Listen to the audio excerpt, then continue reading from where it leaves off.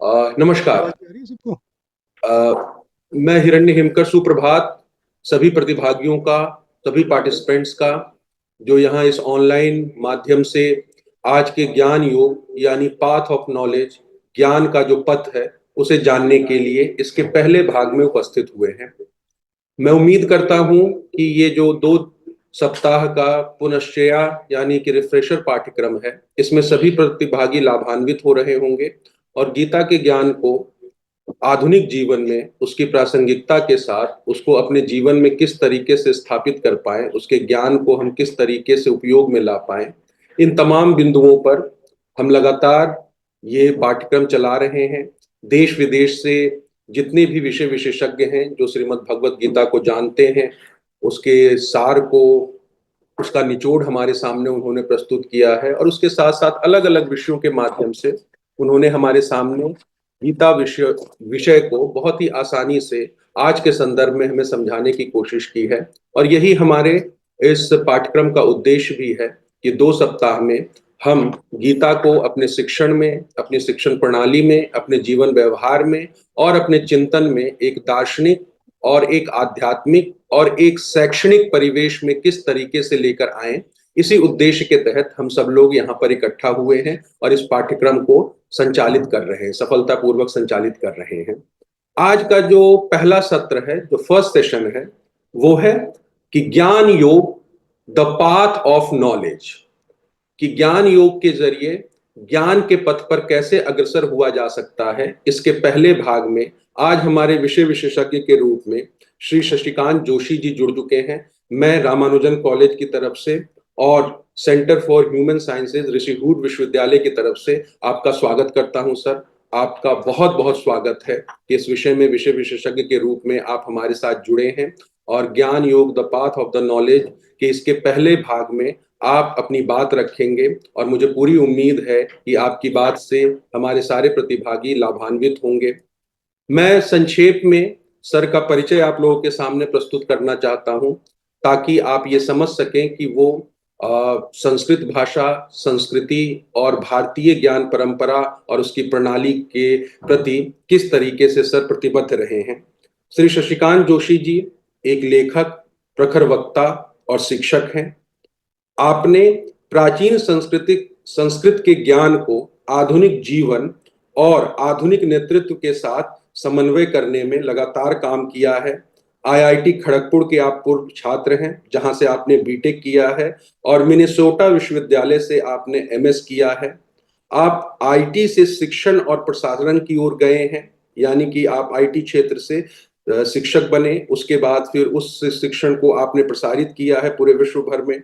आपने practical Sanskrit .com की स्थापना की है। ये बहुत महत्वपूर्ण बात मैं आप लोगों के सामने रखने जा रहा हूं, जो श्री शशिकांत जोशी जी ने रखा है। प्रैक्टिकल संस्कृत .com की स्थापना की है, जहां आप व्यवहारिक दृष्टिकोण से और उसकी अंतर्दृष्टि से संस्कृत शिक्षाओं को प्रसारित कर रहे हैं पूरे विश्व भर में। आपने फेडिलिटी इन्वेस्टमेंट, फोर्टिस हॉस्पिटल और भारतीय रेल में कॉरपोरेट वार्ताएं दी हैं। साथ ही आईआईटी खड़गपुर और आईआईएम बेंगलोर जैसे संस्थानों में आपने कई व्याख्यान दिए हैं। आपके कार्यों में एटीट्यूड शिफ्ट, संस्कृत सीखने के लिए एक कार्य पुस्तिका और विभिन्न ऑनलाइन पाठ्यक्रम शामिल हैं, जिसे आप देख सकते हैं वेबसाइट पर। आपने वेबिनार और कार्यशालाएं जैसे लीडरशिप थ्रू द एजेस और so you think you know your Valmiki Ramayana, इस पुस्तक ने काफी लोकप्रियता हासिल की है। आप ऑनलाइन माध्यम के जरिए समकालीन जितने भी रिसर्चर हैं उनको लगातार संस्कृत ज्ञान को बहुत सुलभ और आधुनिक जीवन में आधुनिक तरीके से और वैज्ञानिक तरीके से संस्कृत ज्ञान को कैसे सीखा जा सकता है, इसके लिए आप लगातार कार्य कर रहे हैं। तो ये रामानुजन महाविद्यालय और सेंटर फॉर ह्यूमन साइंसेज ऋषिकूट विश्वविद्यालय के संयुक्त तत्वाधान में इस पाठ्यक्रम का आयोजन किया जा रहा है। और सर, हमें बहुत खुशी है कि हम आपको विषय विशेषज्ञ के रूप में बुलाकर और ज्ञान योग द पाथ ऑफ नॉलेज यानी कि ज्ञान के मार्ग पर प्रशस्त होने के लिए आपके नेतृत्व में तैयार हैं। सर, आपका स्वागत, अभिवादन, अभिनंदन रामानुजन महाविद्यालय परिवार की ओर से। सर नमस्ते. नमस्कार to everybody. मैं इस सत्र में भी इंग्लिश में बात करूंगा। जहाँ जहाँ संस्कृत के शब्द आएंगे वहाँ वहाँ मैं संस्कृत की शब्दावली ही यूज़ करना चाहूँगा। लेकिन जहाँ कोई ज़्यादा मतभेद नहीं हो वहाँ पे ट्रांसलेशन भी यूज़ हो जाएगा, क्योंकि ये यूट्यूब पर भी होगा तो शायद बाद में भी भविष्य में कोई देखे जिसे हिंदी न आती हो तो वो भी इससे कुछ ज्ञान प्राप्त कर सके। इस कारण से सर, मैं बीच में आपको रोक रहा हूं। हमारे साथ 338 प्रतिभागी पूरे देश भर से जुड़े हुए हैं, तो इसका प्रसारण और इसका जो वितरण है वो बहुत बड़े पैमाने पर हो रहा है, और यही हमारे इस पाठ्यक्रम की सफलता भी है। सर माफ कीजिएगा, बीच में आपको बस इसके लिए बताने के लिए आपको। जी। हाँ जी, जी, बिल्कुल, बिल्कुल। अभी कितने पार्टिसिपेंट्स ज्वाइन कर चुके हैं अभी ज़ूम में? अभी वेट 100 से करने की ऊपर ज़रूरत है? पार्टिसिपेंट ज्वाइन कर चुके हैं, 100 से अधिक पार्टिसिपेंट्स आ चुके हैं। अच्छा, कुछ धीरे वेट धीरे करें उनकी या बाद संख्या। में लोग ज्वाइन कर लेंगे? जी। टाइम के हिसाब से मेरे ख्याल से शुरू कर देना चाहिए हमें, जी जो सर। नहीं जी। आए वो आते रहेंगे। जी सर। तो शुरू करने से पहले जस्ट 1-2 छोटी-छोटी बातें मैं कहना चाहूँगा। पिछला सत्र भी मैंने लिया था, शायद आप लोगों को अच्छा लगा। मेरा प्रयास हमेशा ये रहता है, माय एफर्ट्स इज़ कि ज्ञान का मैं करूँ क्या? Science by itself is of no use if it can't be used in a technology and do something, right? तो ज्ञान सिर्फ ज्ञान के लिए मतलब वो एक या तो मेंटल जिम्नास्टिक समझ लो या समझ लो कि भाई for the sake of it, लेकिन उसका अगर कोई यूज नहीं है, प्रयोजन नहीं है, तो वो फिर अपनी ही खुशी के लिए हो सकता है, art for the sake of art. लेकिन मेरा हमेशा ये उद्देश्य रहा है कि, और ये मानना भी है कि हर ज्ञान का कुछ ना कुछ उसका उपयोग है, और इसीलिए किसी ने उसे कहा और ढूंढा, शेयर किया। वरना जो सिर्फ ज्ञान के लिए था वो बहुत बहुत कम है, जो कि भाई अभी हमें पता ही नहीं क्या करना है, कुछ नहीं। तो ज्ञान योग में भी और कर्म योग में भी और गीता में, उपनिषद में, जहां पर भी हो, मैं चाहता हूं हमेशा कि आज मैं उसका क्या करूं। ठीक है, मान लिया कि हजारों साल पहले भी हम इतनी ऊंची ऊंची बातें सोच सकते थे, लेकिन एक तो वो है कि भाई हमारे परदादा बहुत महान थे, मैं क्या करूं उसका, राइट? मैं कैसे महान बनूं? ये मुख्य बात मेरे दिमाग में हमेशा रहती है कि कुछ भी मैं पढ़ता हूं तो अच्छा लगता है कि कितनी बड़ी बात कह दी, लेकिन इमीडिएटली होता है कि उसका मैं क्या करूं अब, आज के ज़माने में क्या करूं? बिना मेरी नौकरी छोड़े, बिना परिवार छोड़े, सारे जीवन की समस्याएँ उसमें सबके होते हुए, मैं उस ज्ञान का क्या करूं? तो चलिए आज देखते हैं ज्ञान योग। यत्र योगेश्वरः कृष्णो यत्र पार्थो धनुर्धरः तत्र श्री विजयो भूतिः ध्रुवा नीतिर्मतिर्मम। ये गीता जी का अंतिम श्लोक है, और उसमें बेसिकली यही कहा है कि जहाँ कृष्ण जैसा गाइड हो और अर्जुन जैसा डूअर हो, करने वाला हो, तो वहाँ तो विजय भी होगी, श्री भी होगी, विभूति और सब कुछ होगा। ये मेरा मत है। ये संजय कह रहे हैं, व्यास जी कह रहे हैं संजय के थ्रू। तो आज का हमारा टॉपिक है Gyan Yog, nature of true knowledge, self inquiry and detachment, understanding the self, the world and the divine. काफ़ी भारी भारी टॉपिक्स हैं। कर्मयोग में तो हम देखते थे कि भाई सभी काम करते हैं तो कुछ ना कुछ फायदा हो ही जाएगा। ज्ञान योग में तो सोचने की बात है। तो वैसे ही we don't want to think too much, अरे क्या कहाँ फंस गए, let's move on with life. लेकिन यहाँ और Gyan yoga, when it is in spirituality, obviously it is more than how do I do this task, that task. It is beyond that. It is not just the mundane knowledge of doing mundane tasks. It says what is the knowledge that will set me free from all my problem, because we all have some problem. Nobody is perfectly happy, right? If anybody is perfectly happy, please comment it in the comment box that you have no problem, no tension, no nothing in life, everything is perfect, right? If that is the case, then you have reached nirvana, moksha, everything. So because we have all this, we want to get beyond that. All this is there. So we saw last time on Karma Yoga how we can be engaged in karma so that we don't bring in sorrow, and maybe it is more of happiness. So this time we will think about the thought that changes our outlook. Then we can engage in Karma Yoga and whatever yoga. But even to do, we should know how to do, right? So even knowledge is required even to do some action. So Gyan Yoga is that part. Now let's move ahead with that. So dhyanen Atmani pashyanti kechit Atmanam Atmana. Some people, they see me by meditating. Dhyanen Atmani pashyanti. They see me in themselves. Anye Sankhyen Yogena Karmayogena cha apare. So some people meditate upon me. Some people do Jnana Yoga. Some people do Karma Yoga. But what are they doing it for? They're all doing it for the same ultimate goal of uh, being united, huge, to be united. Yet all the yoga is basically to be united with that. So there are multiple paths. And the main point is all these paths are valid. It is not like this is better, that is better, or that is useless, this is useless. Not like that. So most commonly we see that people who are in bhakti yoga, others will say this is all superstition, this is all bakwas, and this is not good and all. Somebody will say, what Gyan Yoga and all? Do, man. You're sitting there just thinking, what is it? Do some work. So somebody said Karma Yoga is the best. Somebody will say, all this is Maya, so Gyan Yoga is the best. So here Krishna clearly says that some does it this way, some does it that way. There is no contradiction.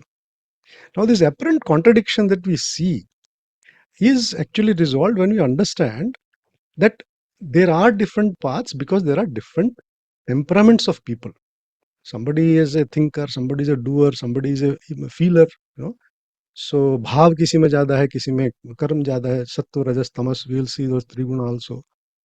Different proportions of sattva, rajas, and tamas gives different temperaments also. Biologically, if you want to understand, we know that everybody is not created equal. Very similar, but not same. Otherwise, everybody would be as smart as everybody else. Everybody will be able to do everything. It's not that, right? So some people have a stronger body, much more immunity. Some have smarter brains, and there's nothing to feel, superior, inferior. It is just a fact that we all have been given different percentage of sattva, rajas, tamas, the genes, the brains, and all that stuff. So based on our temperament, somebody might say, I want to find out, they can sustain thought, they can analyze things. They are the ones who use their brains a lot, and they will analyze logically and reach to some conclusion, and that is how they resolve the problem. And then there are people who can't, sustain abstract thinking or thinking for, on one topic for a long time. They would rather do something. So that is the Karma Yoga path. Then there are some who feel a lot. They are not impelled to think a lot or do too much, but they do feel for people, right? So that is the Bhakti Yoga mark. So depending on the temperament, something might be more suitable for a person than the other path. The beauty is we all have the mind, the body, and the feeling. So we think, we do, we feel, all of us. So we all can benefit from these three paths of yoga little bit. So for example, if you are a thinker, too much thinker, but some bhakti yoga will help you, because then it will give you some shraddha, it will diminish your ego, pride will go away. Some karma yoga will help you, others will sit, sit motionless, sit doing nothing, just thinking, and then you are not being helpful to the society or to yourself.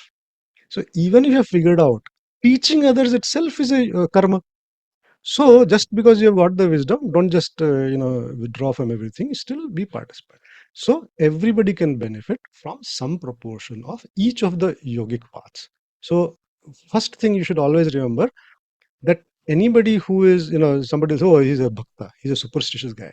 Or maybe that guy is superstitious in the sense, even in bhakti, some gyan is required. Who are you trusting? Who are you believing in? Not just some Swami Baba person. You have to believe in. That's why, see, all our culture, we have the divine comes in a form that is not exactly historically born. Because if it is historically born, we can get tied down to that person and miss the bigger picture, right? So we don't have any historically born person to be put on the highest pedestal. So if you have a guru, a swami that you believe in, you have faith in, great. I'm not saying don't have faith, but that is not the end. So suppose you are, you're a believer of a certain pantha, or you're a believer in certain Swami Baba XYZ. I'm not saying don't believe in the XYZ, but you should always remember that XYZ Baba or Swami is not the destination. He's just a flashlight or a lamppost on the way to the divine, right? Now, after having said everything is equal, it says Shreyan Dravyamayat Yagyat Jnana Yagya Parant. Now, we saw last time Yagna means something done with the sense of offering for the greater good, right? So, we also saw that there are a lot of types of Yagna. And it is one is that offering, something in that is just the ritual. But what are you doing it for? So you could be doing a Jnana Yagna, Tapo Yagna, you could be doing Dravya Yagna, where the Dravya Yagna is where the importance is of the things, material things. So it says that better than the material things Yagna is Jnana Yagna. Because in Jnana Yagna, when you do it properly, all the karmas will end in that. Once you know, and what does it mean by all the karmas will end in that? And again, I like to, uh, whenever there's a mysterious saying, I like to figure out what does it actually mean. They might have said it in a compact way, so we are not able to understand. So when we say that in Gyan, all the karmas will be over, right? Sarvam karma akhilam jnane parisamapyate. In Gyan, everything will be done, finished. There's no more karma left. What does it mean? And I think a slide will come later on. So last time we saw that the one who sees uh, a karma, sorry, one who sees karma in a karma and a karma in karma is the one who is seeing correctly. His all the bondage are gone. What does it mean? You do in a way that you don't get the fruits. That means you do with detachment. So the fruits will not come. So it will be as if you didn't even do the karma because they didn't come to you. The fruits didn't come to you. Just like somebody else does a karma, their fruit will not come to you. Similarly, karma is not the problem. Fruit is also not the problem. It is the attachment that is the problem. Always remember that. No karma is big or small or useless or any. Every karma is good. It is the attachment that causes problem. So it says that when you have the proper knowledge, proper jnana, then all the karmas will be over because you will realize that there is no point attaching to the roots of the karma. So you will still do karma. It's not that it's saying that once you get jnana, don't do karma. Gita clearly says even the wise should do karma with the same sincerity of effort as the one who is ignorant and selfishly doing karma. Like that only you keep doing. Never reduce the quality of your karma, right? But with the Gyan, you will realize there is no point being attached to the fruit. Now, it says that the supreme position of knowledge that we are talking about, basically in the last slide itself, it says that it's the highest purifier. And the Dravya Yajna is better than, is inferior to Jnana Yajna. Now, the ultimate aim of any spiritual practice, whichever you choose, or any path, we have 4 paths in Gita itself. There could be other paths also. Ultimate goal is what? Is actually to transform your inside. That is the main aim. And what is transforming inside? Because we all have a mind, we all will think, we all will approach anything with a certain mindset. Whether you're actually doing karma or sitting idle, you will have a mind that is thinking. So ultimately, we want to transform your thinking. And how do you transform your thinking? By making you understand the reality of the things. Right. So once you understand that, then your mindset will change, and then you will still do the same things, but with a different mindset, with much more calm inside, much more sincerity, much more effort, and yet not attached. So you will not be disturbed by the results that come. That is the meaning.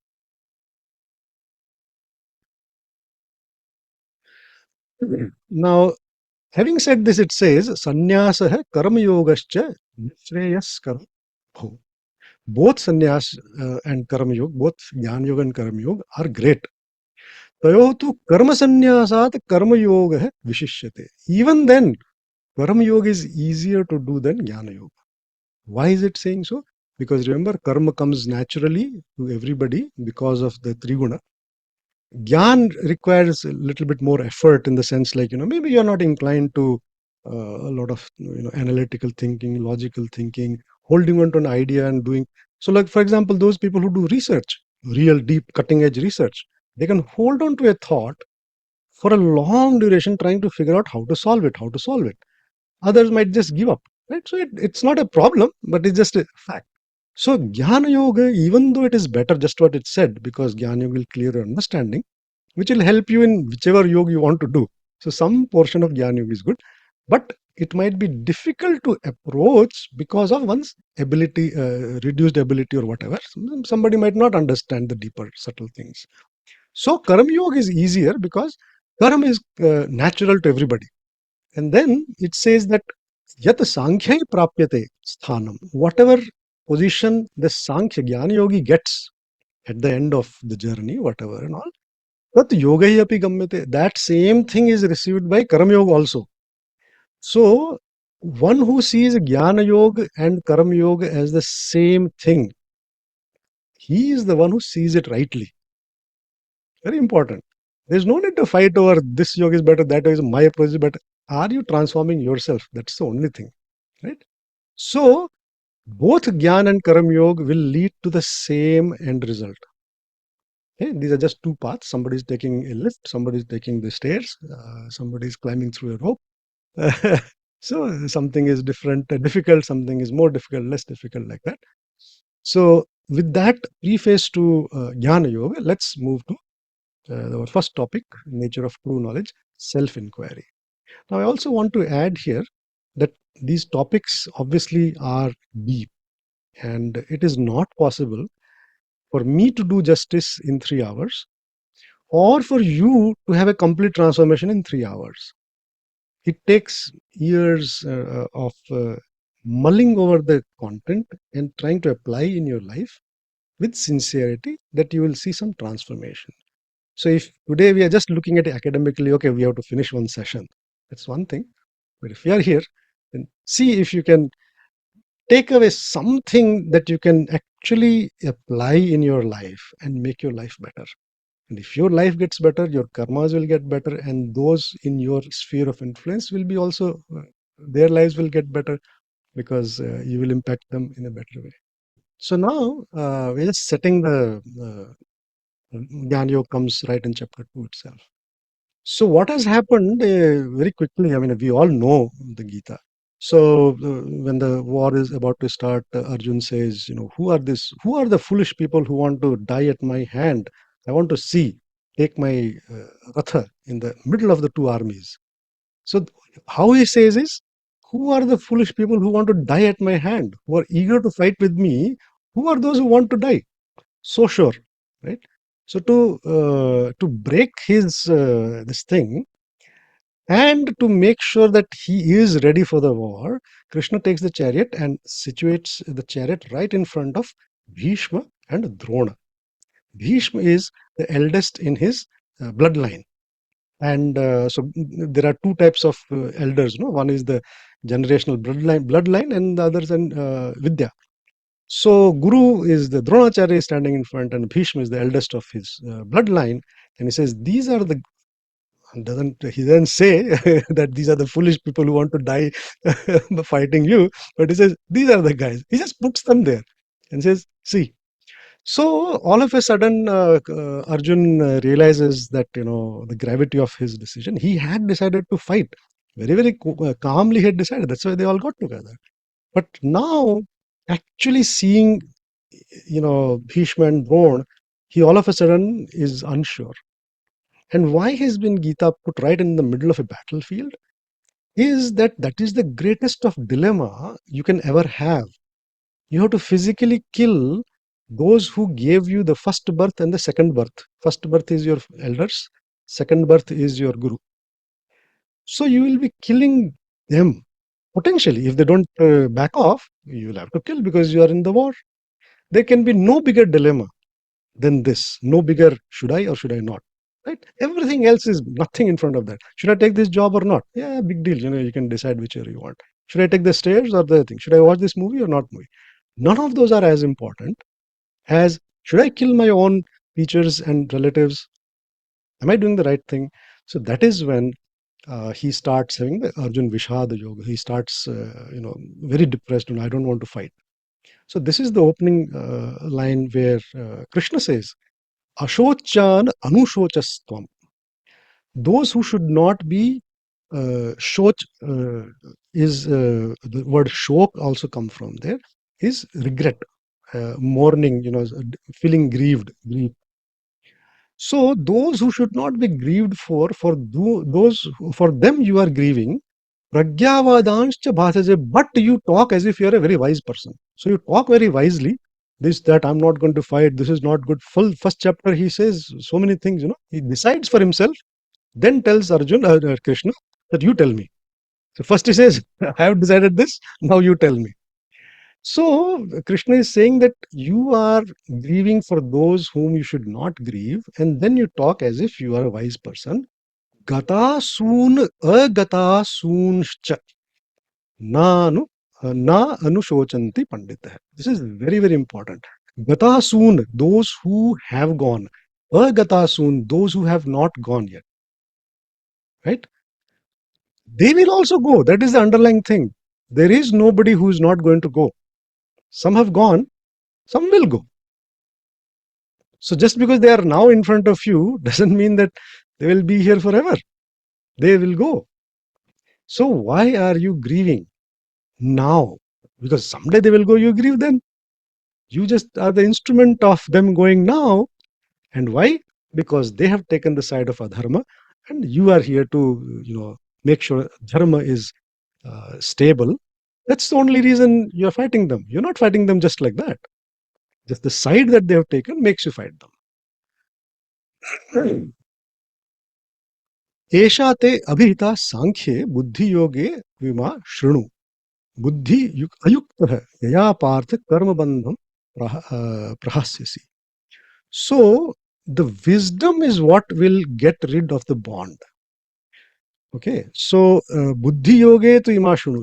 If you use your buddhi and then you with the proper thinking, proper mindset, if you do the karma, then they will not bind you. Otherwise, they will bind you.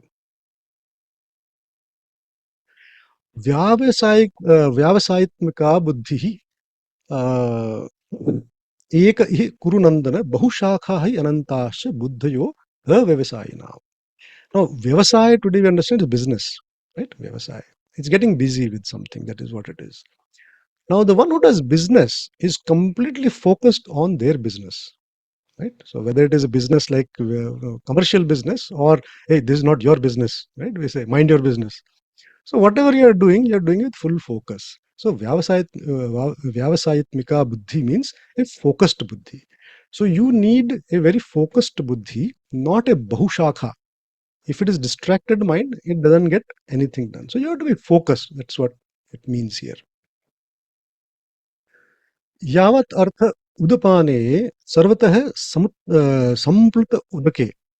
Yavat artha udapane. Udapan is a small, utensil of water. So what is the use of a utensil of water or a small lake or a small, not even lake, small ditch, right? When sarvatah samutpal udake, suppose there's a big flood, right? Everywhere there's water. Everywhere there's water. Now, who cares about a puddle of water, right? Everywhere there's water. If there is no water, then you'll care about the puddle also. You'll care about bucket of water also if there's no water anywhere. But when it's flooded, then what? So it says that once you know the wisdom, the true knowledge, after that Brahmagyan, after the Brahmagyan, all the Veda and the Shastra, whatever they are telling you, the karmas, right? Do this, do that, and all karma kand and all these things. You will have that much use for all the karmas mentioned in the Veda and Shastra, as much use you will have for a small puddle of water when it is flooded. What does it mean? That the Brahma Jnana, the ultimate Jnana that happens, is so overwhelming and so ever encompassing that nothing else will matter after. Everything else will look very trivial in front of the supreme knowledge. Now, it's very important to remember that the karmas mentioned in the Veda and the Shastras are not bad or wrong or anything. They are a starting point because karma comes naturally to us. So nobody is born Jnani. So till the true knowledge dawns on us, we should do the karmas that are, by tradition and by Shastra and by dharma, which is law and order, whatever is told. So basically, it says that when you get the higher knowledge, then all these small uh, you know karmas, yajnas done with selfish interest, they will all drown in that. Nothing will matter after that. Now, so there are a lot of shlokas, so I will try to go slightly faster, but I do want to mention small things wherever it is important. So it says that this is a very ancient lineage. He says, first I told this to Surya, and then Surya told it to Vaivasvat, and then he told to Manu, and then Manu told Ikshvaku. And then obviously the yogic tradition is very old. That's what Krishna is saying. And what does it mean actually that I told it to Surya and Vaivasvat and all? What is it trying to say is that these principles, see, Karma Yoga applies only to those who do karma, right? But Jnana Yoga applies to anybody because Jnana Yoga is like the pure science, right? Even if you are not doing karma, what will be mentioned about prakriti and all, whether they are living beings or also not there, even then it applies. So the point is that these principles are as old as creation. For example, gravity came up with the creation itself. All the electrons, protons, neutrons, atoms, and all, they were there with the creation itself. After that, you make some mixing of this thing and that thing, new things come. So this jnana, the yogic jnana, is as old as creation itself. We might be discovering it now, right? You understand that point, right? But gravity has been there even before it was discovered. The force has been there even before we knew that sun, there is a nuclear fire happening. It was happening. We came to know now. Doesn't mean the knowledge was not there before. It was not there with us before, right? So this tradition is very long. Now, how do you gain knowledge? Jnana, it applies to the regular knowledge also, the worldly knowledge, otherwise also. So he says, Tat vidhi pranipatena pariprashnena sevaya. Pranipatena is basically falling at somebody's feet, which basically means this is not the just the physical physical act of falling, right? That is just an expression of the inside mental state is of humbleness. It is not submissive like a servant who doesn't ask question. Even a servant has to ask question. If the master says, go and get some chai, then he will say, sir, wo guest आए हुए उनके लिए 1 चम्मच डालूंगी 2 चम्मच डालूंगी. Some clarification still has to be done, right? So here, the reason I'm saying this is that so much importance has been put on a guru and guru seva and guru this, that sometimes we feel like, are we slaves to the guru? Can I not ask anything? It is not that. It is basically means be humble that the other person has something to give me that I should receive. Because if you don't feel so, go somewhere else. So if you choose some person to be the guru, then have the humbleness to say, okay, whatever you say, I will at least first listen, try to understand, and then pariprashna. If I don't understand, I'll ask you question. Right? So it is not saying don't ask question. It's very, very important. No superstition is here. Right? And the guru sometimes may, say something that is not perfectly correct, or maybe you didn't understand. That is also possible. Every level of guru is there. So when you approach with humbleness and you make sincere inquiries, not questions just for the sake of asking questions. Since all of you are in academia, sometimes you will see that in the class, nobody asking any question, and then you will say, what is this? Nobody asking a question. You don't have any question. Then somebody might ask just for the sake of asking so that the teacher doesn't feel bad. So they will ask some very stupid question that is not even worth asking. A guru, a teacher is not at all happy with that you're patronizing me. You're just trying to ask me questions so I feel happy. So don't do that. Sincere questions. Do your homework. Whatever you have to understand, whatever to learn, whatever has been told to do this, practice this, and then come with that. And sevaya. So seva is basically the best reason for doing seva. Seva is basically helping somebody else, doing somebody else's instructions or whatever. Is the best thing is so that it kills your ego. The biggest impediment to knowing is ego. If your student thinks, oh, this teacher doesn't know anything, or this, whatever, and all, even if you are telling the truth, even if you're reading out the textbook, the students say, no, no, no, this teacher doesn't know anything. So even if you tell the textbook, they will not agree with you, right? So a student who does not have, who has an ego, I know better, I have done this, they will not be able to receive the knowledge that you're giving in the class. Whereas another student who has this bhava that no, no, I don't know, and I'm here to learn, and this teacher is a good teacher. The same things you're saying, there are two students, one is with the ego, he will not understand or benefit from what you're saying, right? That is what is meant. And when you approach such person with these three things, that person will help you in the path of jnana. Now, the method of gaining jnana. So this is just the preface to, we are coming to the self and other things that are there. But it's a little important to know what is the preparation for Gyan Yoga. So we saw that humility is there, which is basically Shraddha, which is actually pranipati, that's what it says, so falling at feet. But what it means there is Shraddha, right? And inquiry, it has to be genuine inquiry. Service also we saw. And what it basically is saying, the right attitude you should have towards learning, which will help you grasp. Now, after that, he says, Yat Nyatva na punarmoham eva yasyasi pandava. After knowing this, the true knowledge, you will never have punarmoha. You will not have moha again. Now, what is moha? Anybody wants to type in the chat, what do you understand by moha?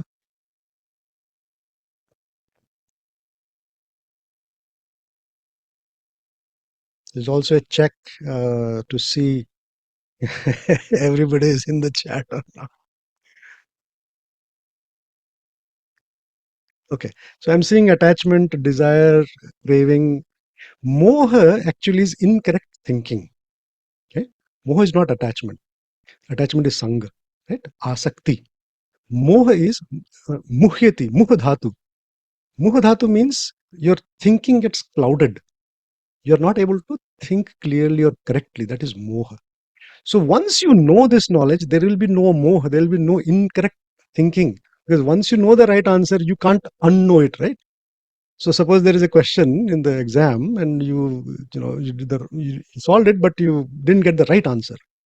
Once you're told the right answer, you're not going to go and pick up the other incorrect answer.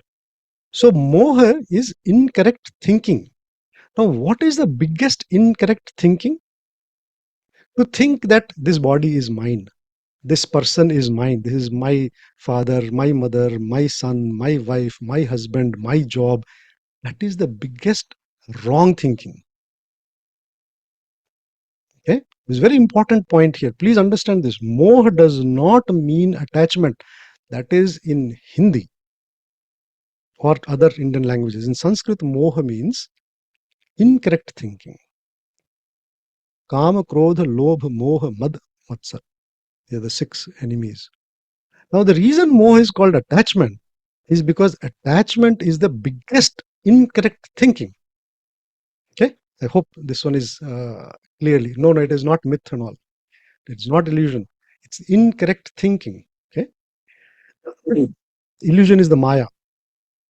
So, yat gyatva na punarmoham evam yasyasi pandava yena bhutani asheshena rakshasi atmani atho mai.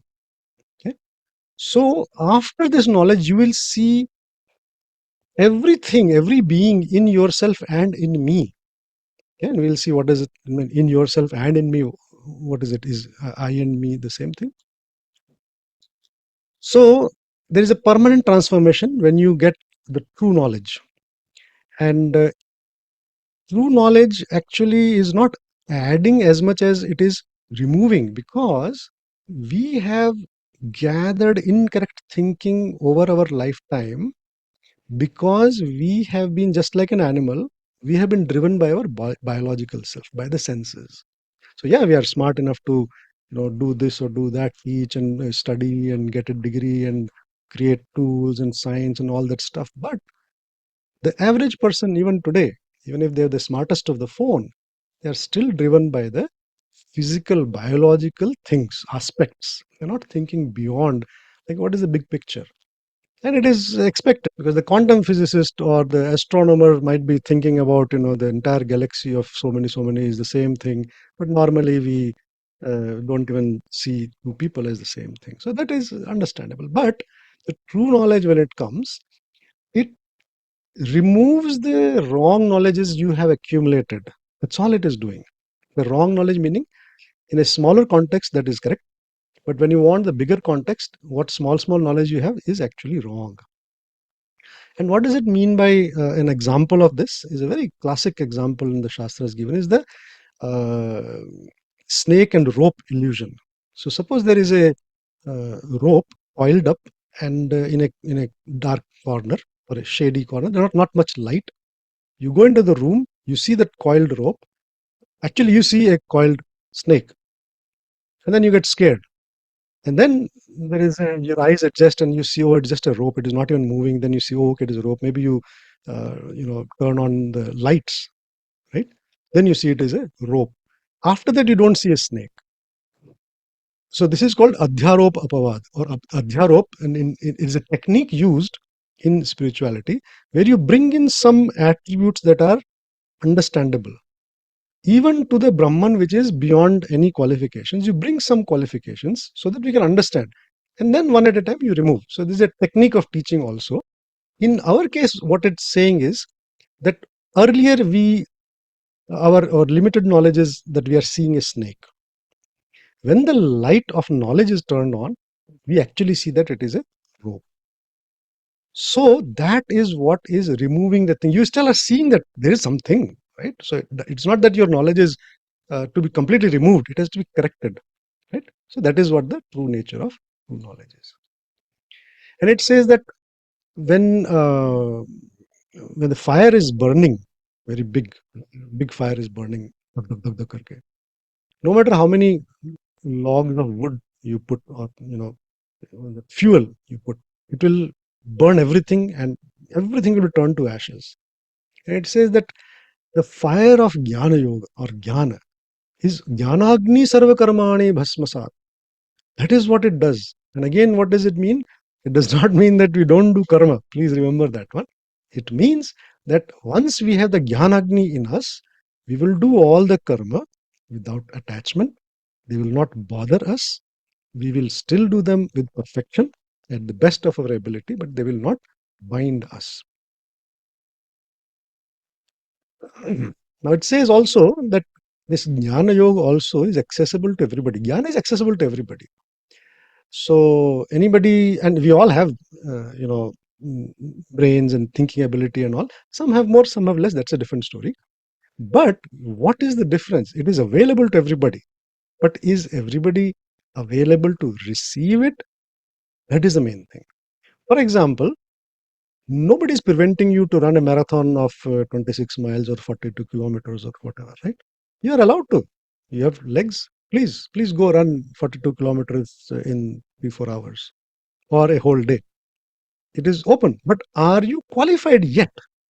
Do you have the prerequisites? Have you, done enough practice? Are you eating good? Are you sleeping good? Are you, in fit physical health or not? Those are the readiness requirements. So even though Gyan Yoga is available to everybody, it's not that, oh, this person is not an adhikari, one should not like that. But do you have the prerequisites? Have you prepared yourself to receive? For example, there is a mirror and it has got a lot of dust on it. So when you stand in front of it, you can't see properly. So it is not that the mirror, is not allowed to reflect or anything, but is the mirror without the dust? At least you have to remove the dust, you have to prepare it, and then it will reflect everything perfectly, right? So something like that, preparation. And then it says that nahi jnanena sadrisham pavitram vidyate. There is nothing more pavitra than jnana here, right? So again, the reason is, that this will change the way you look at things, and that will change the way you do your karma or you do bhakti and all those things. So Gyan is at the foundation. And again, please remember, all three are important to everybody to varying degrees. So somebody might have Gyan Yoga as the main approach with some karma and bhakti. Somebody might have karma as the main approach with some Gyan, like that. Shraddhavan labhate jnanam tatparah sanyat indriyah jnanam labdhva param shantim achirena adhigacchati. So Shraddhavan labhate jnanam is also a very famous vakyansh in itself, very famous quote that you can see. Shraddhavan labhate jnana. Who receives the knowledge? One who has Shraddha. Now, Shraddha is translated as faith and all. There is Shratadhanam is also one of the, the way it is elaborated. And other places also we have seen.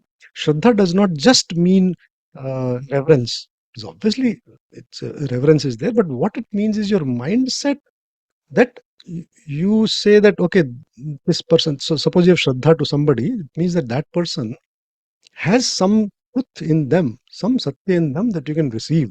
So that openness to receive the truth from somebody, the satya from somebody, is the Shraddha Bhav to that person. Only when you have the Shraddha Bhav can you receive the jnana, because they say, uh, the doctor, the medicine, um, uh, the Pandit, the Dev, and there are other few things.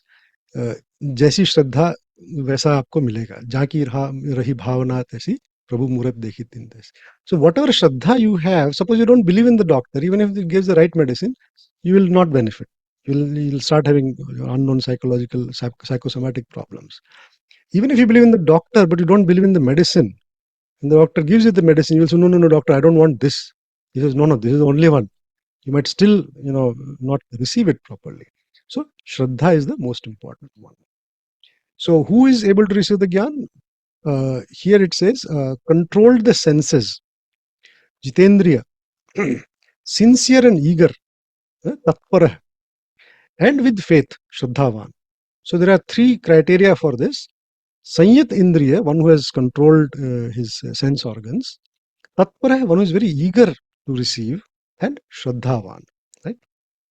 Now the prerequisites for knowledge, for receiving knowledge. So there is a whole this is not exactly in the Gita directly, but it is very understood this thing. So what all do you need to be able to receive the knowledge? So one is the Vivek, discernment. Vivek is the ability to distinguish between Sat and Asat. And I'm not saying right and wrong because they can be subjective. But yeah, if we loosely speak, Vivek is analytical ability to say what is right, what is wrong, what is good, what is not good, what should be done, what should not be done, like that. So you can cut through the fog and come to the right decision is Viveka.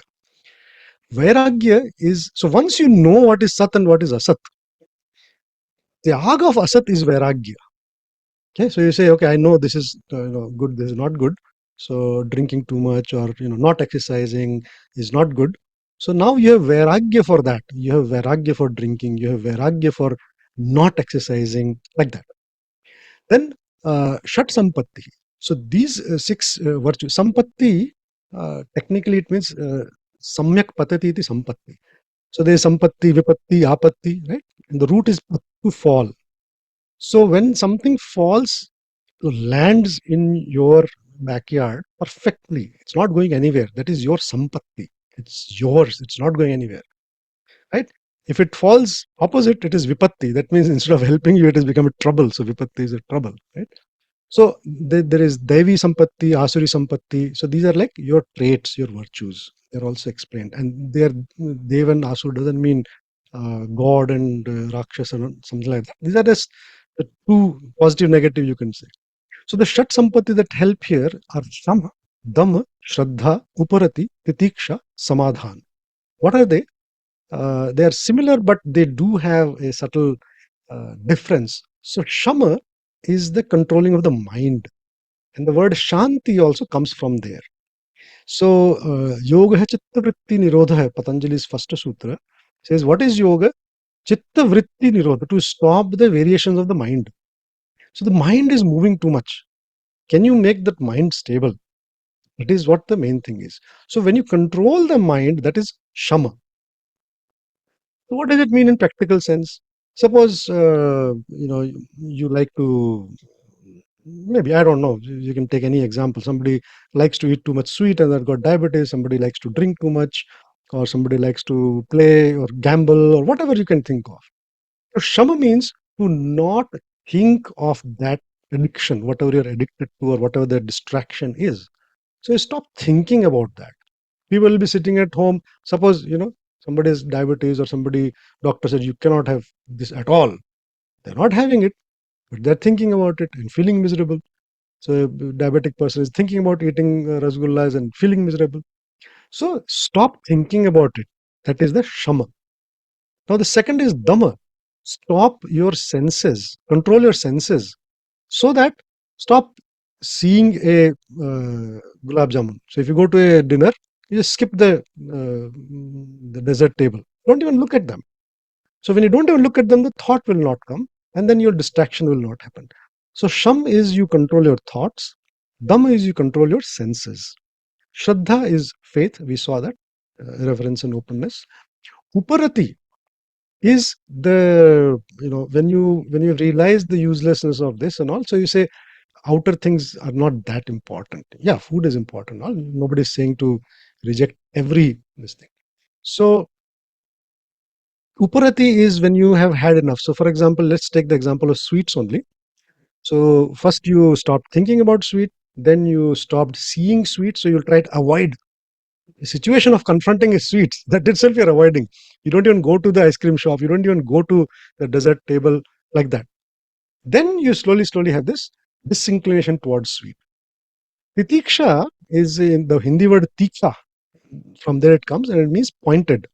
Tiksha is pointed. So mirchi also is tikha and hot we say. That is because it feels like somebody's piercing our tongue with the sui needle. So titiksha is bearing hot and cold for the body, joy and sorrow for the mind. So ups and downs of the body or the mind, you can bear it. You don't, uh, विचलित नहीं होते. That is the titiksha. Samadhan, we understand in normal word also finding a solution. So the samadhan is the prakriya, process of thinking deeply and coming to a resolution that this is the final solution. So these 6 virtues also you should have. What does it mean? You have vivek. You say, yeah, I'm very smart, I'm very knowledgeable, brilliant, high IQ, I can do it. But you don't have shama, you can't control your thoughts. You don't have dhamma, you can't control your senses, right? You don't have titiksha, you very quickly, get disturbed by things. If that be the situation, you cannot, go on the path of Gyan Yoga at all, no matter how beautiful brain, best brain you might have. But you also need the other things. Then you need mumukshutva, mokshita. That is that you desire to actually be liberated from your sorrows.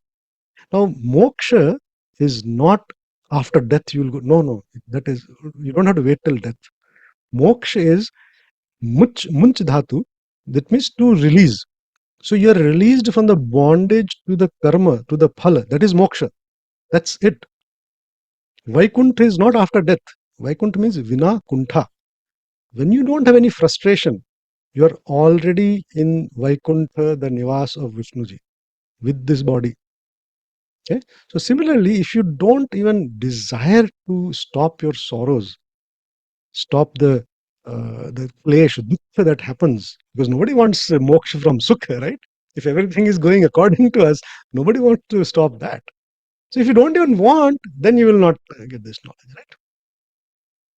And then there is a threefold approach. So one is you have to do shravaNa, which is earlier it was shravan because reading was not that much.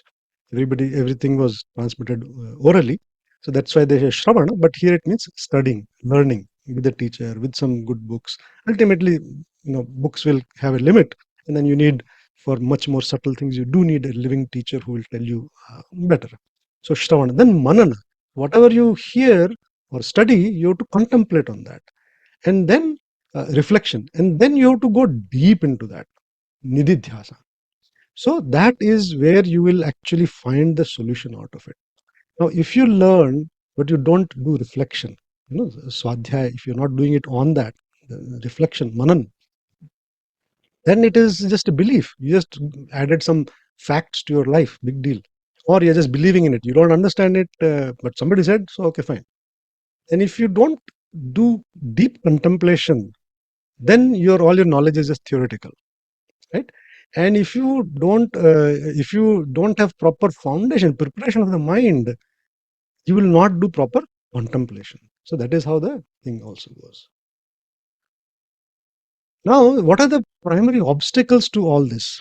So he says that if the one who is ignorant, faithless, and always doubting, agnyah, ignorant, ashraddhanam, that is the faithless, without shraddha, and sanshayatma is the doubting mind. Now, what does doubting mind mean?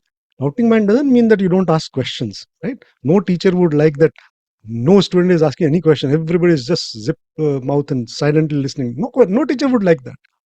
But if you keep on asking why all the time, then, believe me, trust me, wait for some time, your question will be answered. Just hold on, listen, right? That's what a teacher would say. Wait for 5 minutes, it's coming. So if all the time one is doubting, then also one cannot get jnana. And then there will be no happiness, and that person perishes in both worlds. In the sense, in this world, without faith and without any, all the time doubting, that person is all the time nervous, neurotic person, doesn't believe in anything. And after also, because there's no faith, they didn't get any jnana, they didn't do any karma properly, the other world is also gone. So both worlds, they will lose. Now, samatvam and jnana, if you have these two, then your karma becomes non-binding. Yoga sanyasta karmanam jnana sanchinna sanshayam. So he says that if you do with yoga, then all the sanshaya is with the karma. So all the bondage with the karma or the karma phal is cut if you do it with yoga, which is samatvam yoga uchyate. So when you have samatvam, there is no attachment. You're doing it because it should be done. You're doing it to the best of your possibility, and whatever happens is fine. And jnana, when there is no doubt remaining. So you clear all your doubts, and then you have no attachments. Then when you do karma, there will be no binding. And obviously everybody has to do karma. There's no skipping karma. And it says, Tasmat ajnana sambhutam stham jnana asina atmanah chitvenam sanshayam yogam atishta uttishta bharata. So he says, ki, by that, just now I told you, based on that, cut this deep-seated doubt, this very deep-seated doubt that you have, cut this. And why do you have this doubt? Agyan sambhutam. It is coming because of the ignorance. You didn't have the jnana. That's why you are having all this deep-seated doubt, not just doubt, deep-seated doubt. It's thumb. Deep in the heart, it is there. Now that I give you the knowledge, with this sharp edge of the sword of the knowledge, you can cut this bondage of karma and phala. And then you can be established in yoga, samatvam. Yogam atishta. You can be established in yoga. And then it says, Manushyanam sahasreshu kaschit yatati siddhe. Out of thousands of people, someone maybe even tries for all this, right? And then out of those who try, somebody might know me by sense. Somebody might know my sense. So he's saying basically, very few try, and out of those, very few actually, reach till the end. So a lot of people don't even start the journey. A lot of people, they take their time to reach the journey. Not everybody is able to reach. And why is that? Why, among thousands and thousands of people, some rare person will try, is because we have the Maya covering our buddhi. That is the main reason. So that we are not able to see beyond that. So I will take a quick 1 or 2 minute. I want people to type in the chat genuinely, only if you, how are you finding this session? Are you all with me, or are you all busy with something or the other that your immediate life demands? How many of you are engaged We're conversation all right with you, now? sir, and there are some questions in chat also. Okay, so should we take the questions little towards the later part, or let me just quickly see what is there. Okay, sir, you are the best judge. No, because the reason is just as I said, that some things will become clearer as we proceed. Some things will become clearer. You can pick it But also, not if we can, I'm just seeing what are the questions.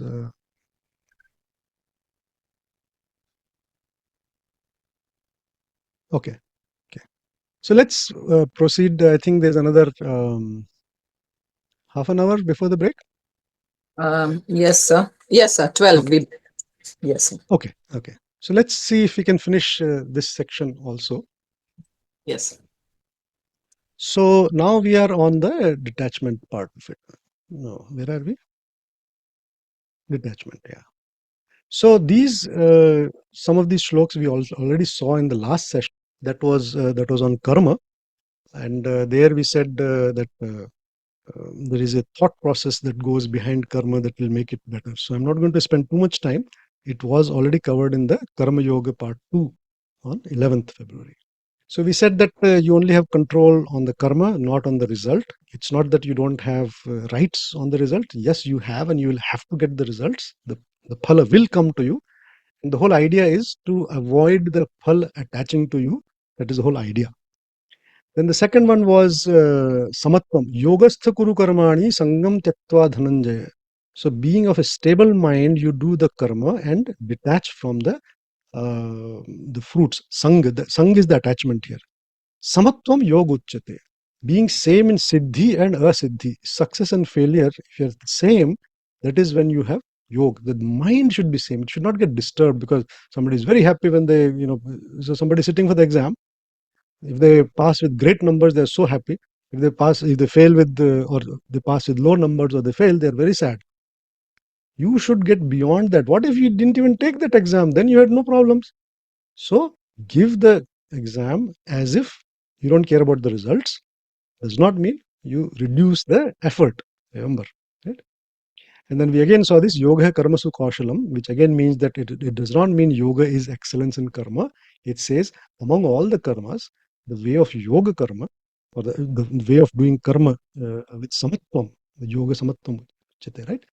That is the best way of doing karma. So it is not that yoga is excellence in karma, but among all the karmas, the yoga way of doing is the best. And we also saw that only yajna liberates. So there are two types of karma that you can do, yajnartha or swaartha. Something you're doing it for your own purpose, or you're doing it for the greater good, the society, the family, the community, whatever your greater is. So only the karma that you do for the greater good, yajnartha, only they will liberate you. Everything else will bind you because you will have the fruits, the attachment to the fruits. So then Krishna says that what is the option? Offer everything to me. So mai sarvani karmani sannyasi.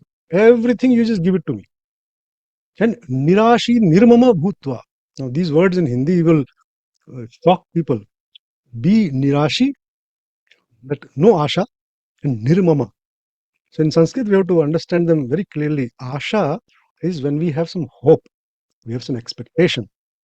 That is what is attachment all about. So he says be nirashi. Nirasha doesn't mean giving up. Giving up the attachment, not giving up the effort, not giving up the karma. So he says be nirashi and nirmama. So mama means mine and mamata means mineness. So mamata is mother's mamata and all, because the mother's ownership of the child, like this is mine, possessiveness. If there's any possessiveness in the world, it is the greatest is the mother being possessive of the child. Mama, this is mine. That is why the mother's love is called mamata, and one who doesn't have any love and all is called nirmama. But in Sanskrit, it is very good. In spirituality, nirmama is very good. You are saying, this is not mine. Nirmama doesn't mean you don't have feelings, but you are saying, this is not mine. Nothing is mine. Right? So, nirashi nirmama bhutva. So, offer all the karmas to me as if you are doing it for me, and then just do. And then we also saw this one, that one who sees akarma in karma, karmani akarmayah pashyet, and akarmani cha karmayah. So you see akarma in karma means, when is it a karma to you? When the fruit comes to you. When you are attached to the fruits, You do the karma and you get the phala. But if somebody else is doing the karma, they are getting the phala, you are not getting their karma's phala, which means that for you it is a karma, you didn't do it.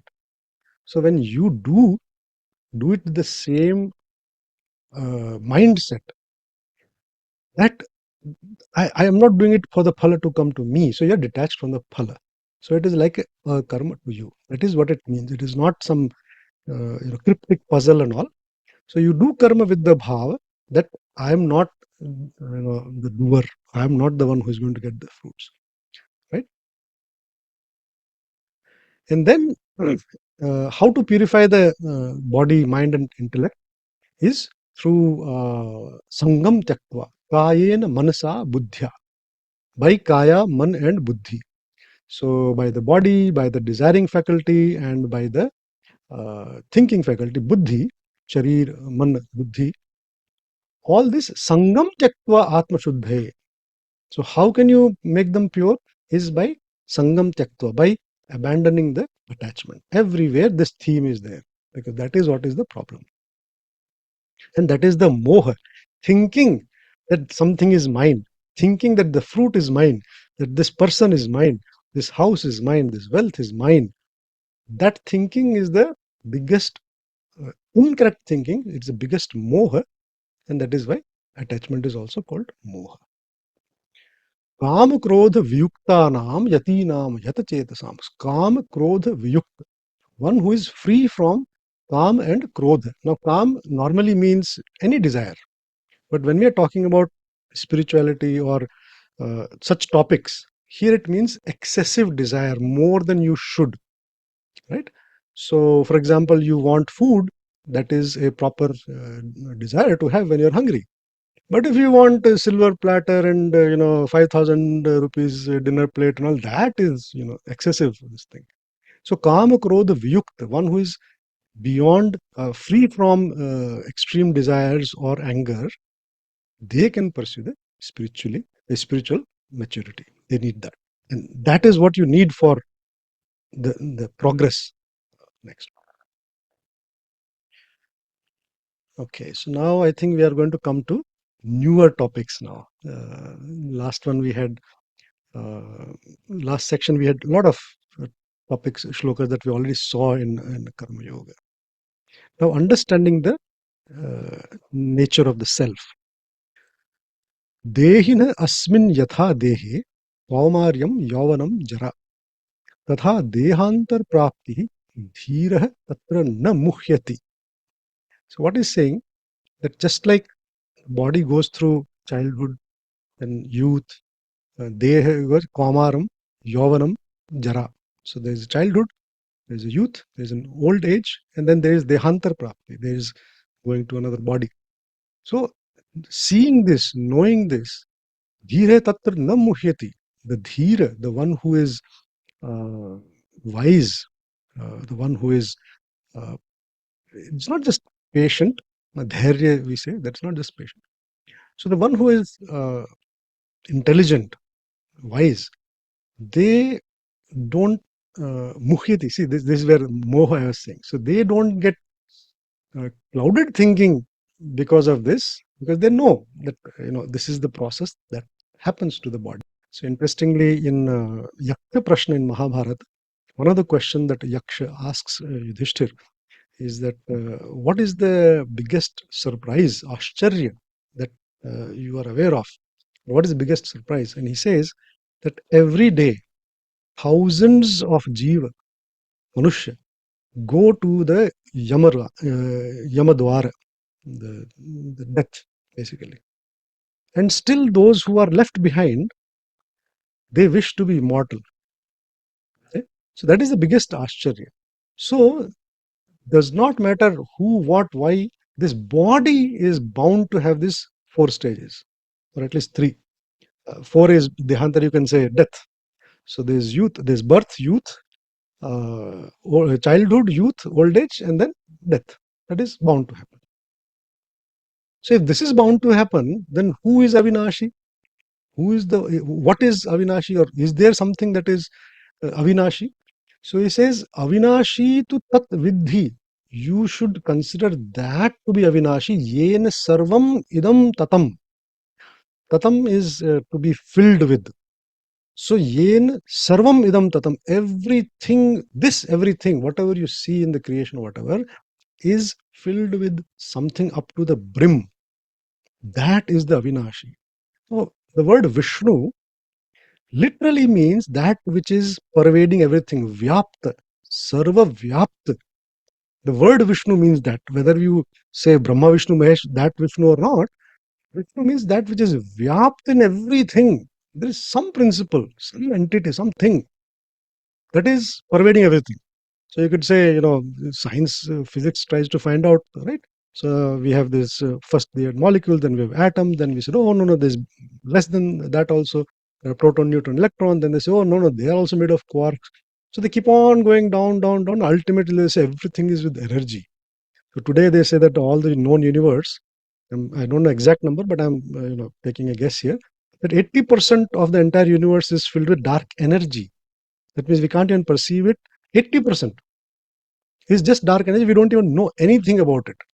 So that is also, I'm not saying that Gita is, knowledgeable of the current scientific technical aspects, but at a qualitative level, it is saying exactly the same thing. Okay, that is the beauty of it. At a qualitative level, it somehow has figured it out, right? And this is just one example. So he says that is avinashi, that is pervading everything. Which is pervading everything, that is avinashi, vinasham avyayasya. And nobody can destroy this. Avyaya is that which does not, vyaya is like kharcha karna hota na, spend. So avyaya is that which does not get spent. So it is as it is, full amount, nothing is reducing. So nobody can destroy this avyaya, right? That is the avinashi. And then we'll see what is that avinashi. So avinashi, that which cannot be destroyed. Antavanta ime deha nityasya taha sharirinah. Sharirinah ime deha. So now there's a wonderful. So the word sharira, what does it mean? Can somebody type in there? What does the word sharir literally mean? Is there any deeper meaning than body? Someone has written Madhyam. No, so I'm talking about the literal meaning. So sharir comes from shiryate iti shariram. Shirya is the shearing force. So sideways force means घिसना. Hindi में कहते हैं घिसता है. That is the शीर्यते. जो घिसता है वो शरीर है. Literal meaning उसका ये है. एक देह है जो जल जाता है, दहन हो जाता है, जिसका वो देह है. So every day even our skin cells are peeling off. That is why we say that you should take a bath in the morning, right? So because you're lying down in one place, all the dead skin is in one place and also you should take a bath. So sharir is that which shears away, that which घिसता है जो. So as soon as you say मेरा शरीर कितना सुंदर है, the word शरीर should remind you भैया ये घिस रहा है. So इसका ध्यान रखिए, बट इसके ऊपर ज्यादा प्राउड होने की जरूरत नहीं है. ये शरीर तो सबका घिसेगा, right? So what is शरीर? The देह is the body, and that is, we said कि it gets born, childhood, youth, old age and death. So what is the antavanta, that one that doesn't have any end? Shariri. What is shariri? The one that is in the sharira. So if the sharir is a car, the driver is the shariri. Okay? So a car might get destroyed or completely go bad in 10, 15, 20 years, but the driver will live for 80 years or something. So compared to the car, the driver is, ananta. So he says that this avinashi, aprameya and nitya is the one who is inside the sharira. Okay, but this sharira, this deha of the sharirini is antavant. That has an end, right? Nayanam vetti hantaram yaschayinam manyate hatam bhautau na vijanito nayam hanti na hanyate. So the thing is that this, so now we have two things. One is the body and the one is the body dweller, the sharir and shariri. Right? Very, very important. Deha and dehi. Why are you calling it dehi? Because you can say Atma or whatever, but there is some entity that is moving this body, right? In one point of time when death happens, something just leaves and the body doesn't move anymore. So there is something that moves this body. That is what we are calling Dehi or Shariri. So he says that if you think that this Dehi is the one who kills or gets killed, then you are wrong. Okay? Because this Dehi cannot kill or cannot be killed because everything is happening through the Deha. It will get clarified as to what is the difference here. It is not born, it doesn't, sorry. So the next one is, na jayate mrete va kadachin ayam bhutva bhavita va na bhuya. This is a slightly longer one. But these are the shlokas that you must have, at least encountered in those posters. तुम क्या लेकर आए थे, तुम क्या लेकर जाओगे, सब मरेंगे करके गीता सार का एक पोस्टर रहता है. So there is आत्मा के विषय में ये है कि न जायते मृते वा कदाचिन. This is not born, this doesn't die. Once it comes into existence, it is never goes out of existence. And ajah, it is without a birth, it is not born, right? And it is shashvat nitya, it is forever, eternal, and it has no beginning, right? And doesn't kill or be killed. This is also very famous. We have vasansi jirnani yatha vihaya. वासांसी जीर्णानी, कपड़े पुराने जैसे छोड़कर, जैसे पुराने कपड़े छोड़कर, Nawani घृणानी नरह अपराणी. So we discard the old torn clothes and then take on new ones.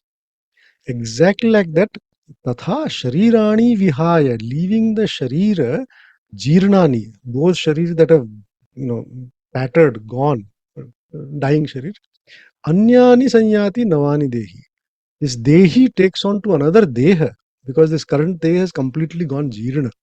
Just like you change clothes, the dehi changes deha because the deha is the clothing, the dress for the dehi. And what is this thing? This is also very famous, so I'm not spending too much time. Nainam chindanti shastrani, nainam dahati pavakam, na enam chindanti shastrani.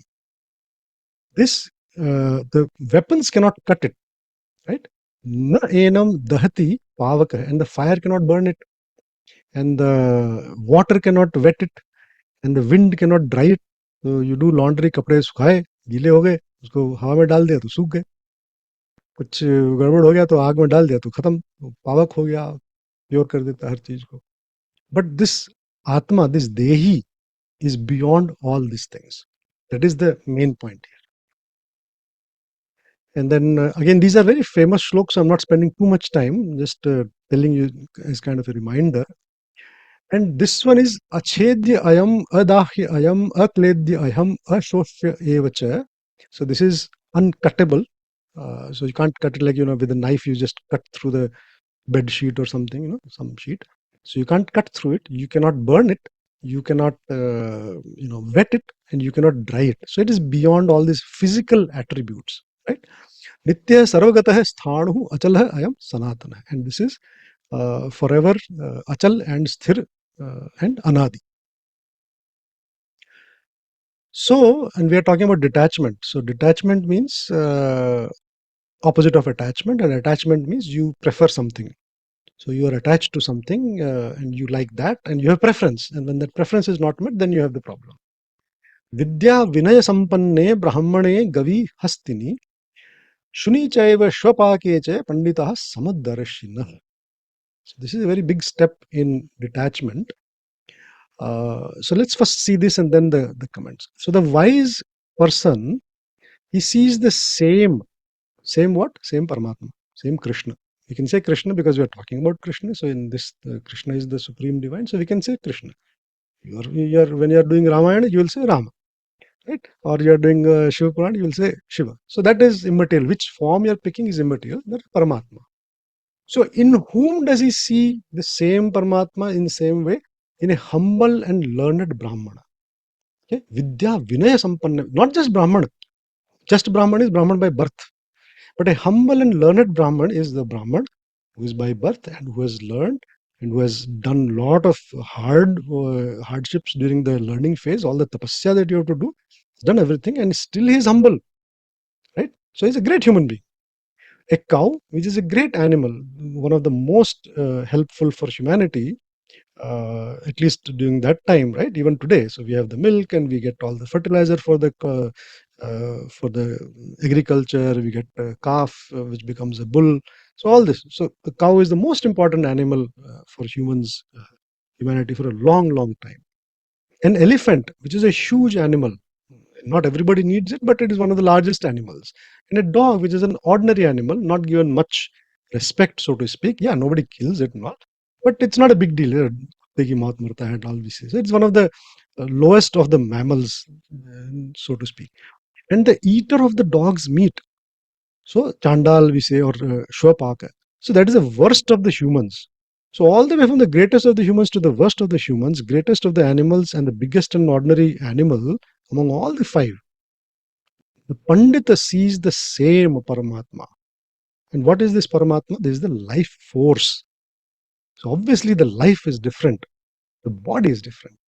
But the life force is the same, right? So for example, the dog might also be feeling the same things. You can see the face of the dog. When you try to scold it, it feels scared. When you pet it, it feels loved. You can see in the eye the love and everything. They just don't have the hands and the voice to be able to talk to us. But you do a shake hand, they will do a shake hand. If you have pets and all, you would have noticed that. So he's saying that be samadarshi. But there's very important practical aspect. You should not be samavarti. Samavarti means you behave same way. Samadarshi is you see everybody, like everybody in the college. If you see all the human beings and other animals also, but I'm just saying human beings, whether it's a student or a peon or a janitor or the principal or the chief guest or whatever, you see them all as they are all human beings. They have same needs. They are they feel hunger. They want respect. They want fame. They want somebody to sit and listen to them. Everybody, it is a basic human need. And if they are, if they're sick, they will need treatment or whatever. You see that same. You don't treat them same. Because how can you treat the student same as the principal, right? Because they have different roles. You have to treat them differently based on the role. All the students, you treat them same, right? All the students, you treat them same. All the colleagues, you treat them same. All the higher ups, you treat them same. You can't treat the higher up and the lower person in your hierarchy of role the same way. So samavarti is a very bad decision. Samadarshi is the proper one, right? For example, if you have a lion and your dog or your cow, they're all animals, but you can't treat them same way. You have fire and water, you can't treat them same way. Some food is hygienic, some food is not hygienic. You can't treat them same way. So here is an interesting story also, and I'll keep it short. So this is Ramakrishna story, Ramakrishna Paramahansa story. Maybe older, I don't know, but I have read it as that. So one day he was giving a discourse, and Paramatma is in everybody, it's in you also, Aham Brahmasmi and all these things. So the next day, one of the guy did not come. He came the third day, and he had a bandage, and he was very angry with Ramakrishna Paramhans, and he said, "What happened?" He said, "You told me the day before that Paramatma is in me also. So Aham Brahmasmi, I am Brahma." So I was going on the road, and there was an elephant coming from in front, and I said, "Oh, I have Brahma. Brahma is in me." So I, just stood there, and then the elephant just, picked me with the trunk and threw me on the side. What the wrong thing you are telling me? This is incorrect. You are telling us, you are telling us wrong things. So Ramakrishna told that, "Did you hear the Mahavat saying anything?" So he said, "Yeah, the Mahavat kept telling, get out of the way, get out of the way." Then he said, "Why didn't you listen to the Mahavat? Did you not see the big elephant? Why do you think the Brahman is not in that?" So when you say Brahmasmi, the Brahman is in everyone, expressed in different ways and different amounts. Right? So the elephant does not have a hand. Well, it has a trunk. It doesn't have hands like us, two hands. It can't speak like a language like us. So that is the limitation. But it is huge. So that is its prowess. So even though it is in different ones, so you see it in the same way, but you behave differently based on the role and the purpose and of that thing. So, for example, if you see cockroach and all, you will kill them. You don't want the cockroach to come in your food and everything. You will make sure that wild animals don't get inside your house, right? So that is what it means. And then it says the field is idam shariram kshetram. So there is a field. You can think of it field in multiple ways. One is you can think of it as the farm field, agriculture field, right? So this field, you put the seeds of karma, and then the fruits will come. Think of the kshetra as that, or you could think of kshetra also as a field of study. For example, we say this is the physics is the field of study of physical world, or biology the field of study of living beings, things like that we say. So this sharira is the kshetra, and the kshetrajna is the dehi, right? The one who knows. So there is one to be known and the one who knows. The two things. So kshetra, kshetrajna. So the self is the knower and the body is the to be known, or the kshetra. And then it says that among all the kshetras, right? So one body is there, one person knows, has a limited knowledge. He's also kshetrajna. It's limited knowledge. Another person has some limited, another person has some limited knowledge. So everybody has got knowledge of their domain, but it's all limited. But I am the one who knows all the kshetras, all the fields and everything. Everything is in me, right? So I think we'll take a break here, Lataji. I think it is 1.5 hours now. Okay, in the meantime, I see one question. It says, sorry to express my disagreement. We should deal with people, not animals, should not be on any hierarchy or position. So what I meant here is that, obviously you respect every human being and all. That is not the thing. But you don't scold your principal like the way you can scold your student. Or, for example, a toddler is there, you will behave differently with them than a 40-year-old adult who is supposed to be more responsible, even though both have the body and both, if they are sick, they should be treated. If they are hungry, they should be fed and all. So that is what is meant. So one thing is, when we approach these things, we may have doubts. It is true. And we should try to get them clarified. But we should have some faith in as to what they are saying. Maybe there is a bigger dimension to it that we are not picking up right now, right? So when it says samadarshi, you see everybody as a human being, as an animal, as a being, as a life form, which has some basic needs which should be met, and you help everybody. You give basic respect. You should give the basic respect not just to human beings, even to animals, right? And in India, actually, we do that. But you cannot be samavarti. A bull that is coming charging on the road, you can't say, oh, he's same as my friend, because your friend never charges at you and hurts you. But the bull with the horns down coming, you have to move out, right? Or you cannot say that, hey, and this is reality of the practical world, that if your boss gets angry for whatever reason, at your fault. Suppose you did something wrong, but the boss need not have been angry. He could have told nicely. Suppose he got angry. Now, you can't say that who are you to get angry and all. You say, okay, you talk back or something. You might get fired. That will be the phala of that karma.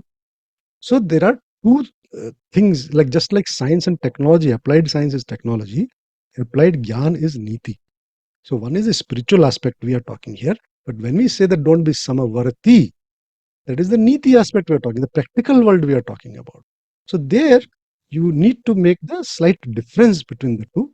And it's nothing to do with the hierarchy. There is hierarchy in this world. It is a role-based hierarchy, right? It's not person-based. Person-based is, your father, your grandfather, you can say that, okay, person-based is within your family. But otherwise, respect and fear is of the position, not of the person. So there is Well, Okay, sir.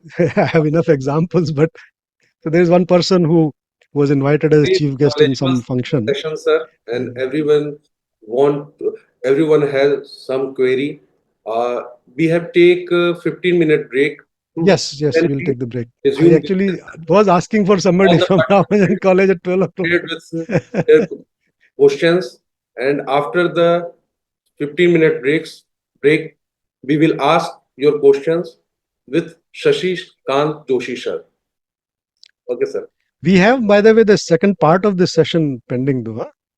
I'm After not done with the. 12:15. We have 3 more topics. Two more, yeah, including this, so 2.5 more topics left. Questions आप कभी भी ले सकते हैं sir, जब आपको ठीक लगे, हाँ जी, whenever you feel. बिल्कुल, sure Yes, sure sir. Sure. So अगर जो क्वेश्चन आए हुए एग्जिस्टिंग पार्ट पे क्वेश्चन आए हुए, I will take that, but I would like to also make sure that I don't miss out on the given topics. पिछली बार जो है थोड़ा सा हो गया था. But yeah I will take the questions also. ठीक है सर, फिर 15 मिनट का ब्रेक किए, उसके जी बाद जी सेशन को जी रिज्यूम करते हैं. ओके. जी, थैंक यू. नमस्कार. आज के सुबह के सत्र में श्री शशिकांत जोशी सर ने ज्ञान योग के व्यवहारिक पक्ष को, दार्शनिक शब्दावली को बहुत खोल खोल कर हमें यह बताने की कोशिश की कि जो गीता में ज्ञान योग के बारे में या अलग अलग सर्गों में भी जो ज्ञान से संबंधित जो उनके श्लोक हैं, उनके विचार हैं, उसको हम किस ढंग से समझ सकते हैं और अपनी शिक्षण प्रणाली में किस तरीके से इस्तेमाल कर सकते हैं.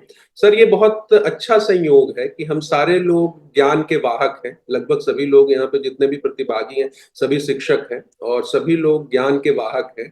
और ये हमारे लिए बहुत अच्छी बात है कि हम खुद ही, जो शिक्षक ज्ञान का वाहक है, वो आपसे ज्ञान क्या है, इसके मूल अर्थ को, इसके व्यक्तिपरक अर्थ को जानने और समझने की कोशिश कर रहा है. तो मैं बिना बाधा बने हुए मैं आपसे निवेदन करता हूं कि आप इस सेशन को फिर से रिज्यूम करें और 1 घंटे का समय हमारे पास होगा इस सेशन के लिए. उसके बाद फिर अगर बीच में सवाल जवाब आते हैं तो सर आप प्रवाह में उसका जवाब दे सकते हैं और अंत में हम 10 मिनट या 5 मिनट सवाल जवाब का रखेंगे सर. धन्यवाद. तो अभी जो इन्होंने कहा कि आप सब भी टीचर हैं, ज्ञान के क्षेत्र में हैं, और फिर हम ज्ञान ज्ञान की बातें कर रहे हैं. तो किसी भी चीज़ में क्या होता है ना कि अलग-अलग कॉन्टेक्स्ट में ज्ञान होता है. तो अगर खेती करनी है तो आपको किसान से सीखना पड़ेगा, आपको कोई प्लेन चलाना है तो पायलट से सीखना पड़ेगा. तो ज्ञान अलग-अलग क्षेत्र के हैं, और कुछ तो ज्ञान होता है कि जो हॉरिजॉन्टली डिस्ट्रीब्यूटेड अलग-अलग क्षेत्र है, उन सब के ज्ञान है अपने-अपने, एक-दूसरे से इंटरेक्ट नहीं करते. कुछ होता है कि जो सबके बेस पे आता है, वैसा ज्ञान जो है, उस ज्ञान का हम यहाँ ज्ञान योग में वो चर्चा कर रहे हैं. क्योंकि काम तो सब करते हैं अलग-अलग फ़ील्ड में, समाज में तो 70-160 फ़ील्ड्स हैं, सब लोग काम कर रहे हैं, सब लोगों को कर्म भी करना है, सब लोगों की समझ भी है, लेकिन कोई शांति से कर रहा है काम अपना, कोई अशांत होकर कर रहा है, कोई बहुत सेल्फिशली कर रहा है, कोई अल्ट्रुइस्टिकली कर रहा है. तो वो जो समझ है, उस ज्ञान की हम बात कर रहे हैं. तो इसमें ऐसा कुछ नहीं है कि भई कौन कम ज़्यादा, ऐसा कुछ नहीं है.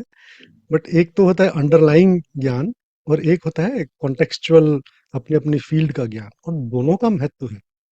जो डॉक्टर का जो देह का ज्ञान है, या कोई फिजिक्स पढ़ा रहा है, या कोई जियोलॉजी पढ़ा रहा है, या कोई ड्राइविंग सिखा रहा है, कार की ड्राइविंग सिखा रहा है, वो सारे ज्ञान महत्वपूर्ण है. तो ऐसा कभी नहीं समझिए कि कोई ज्ञान कम है.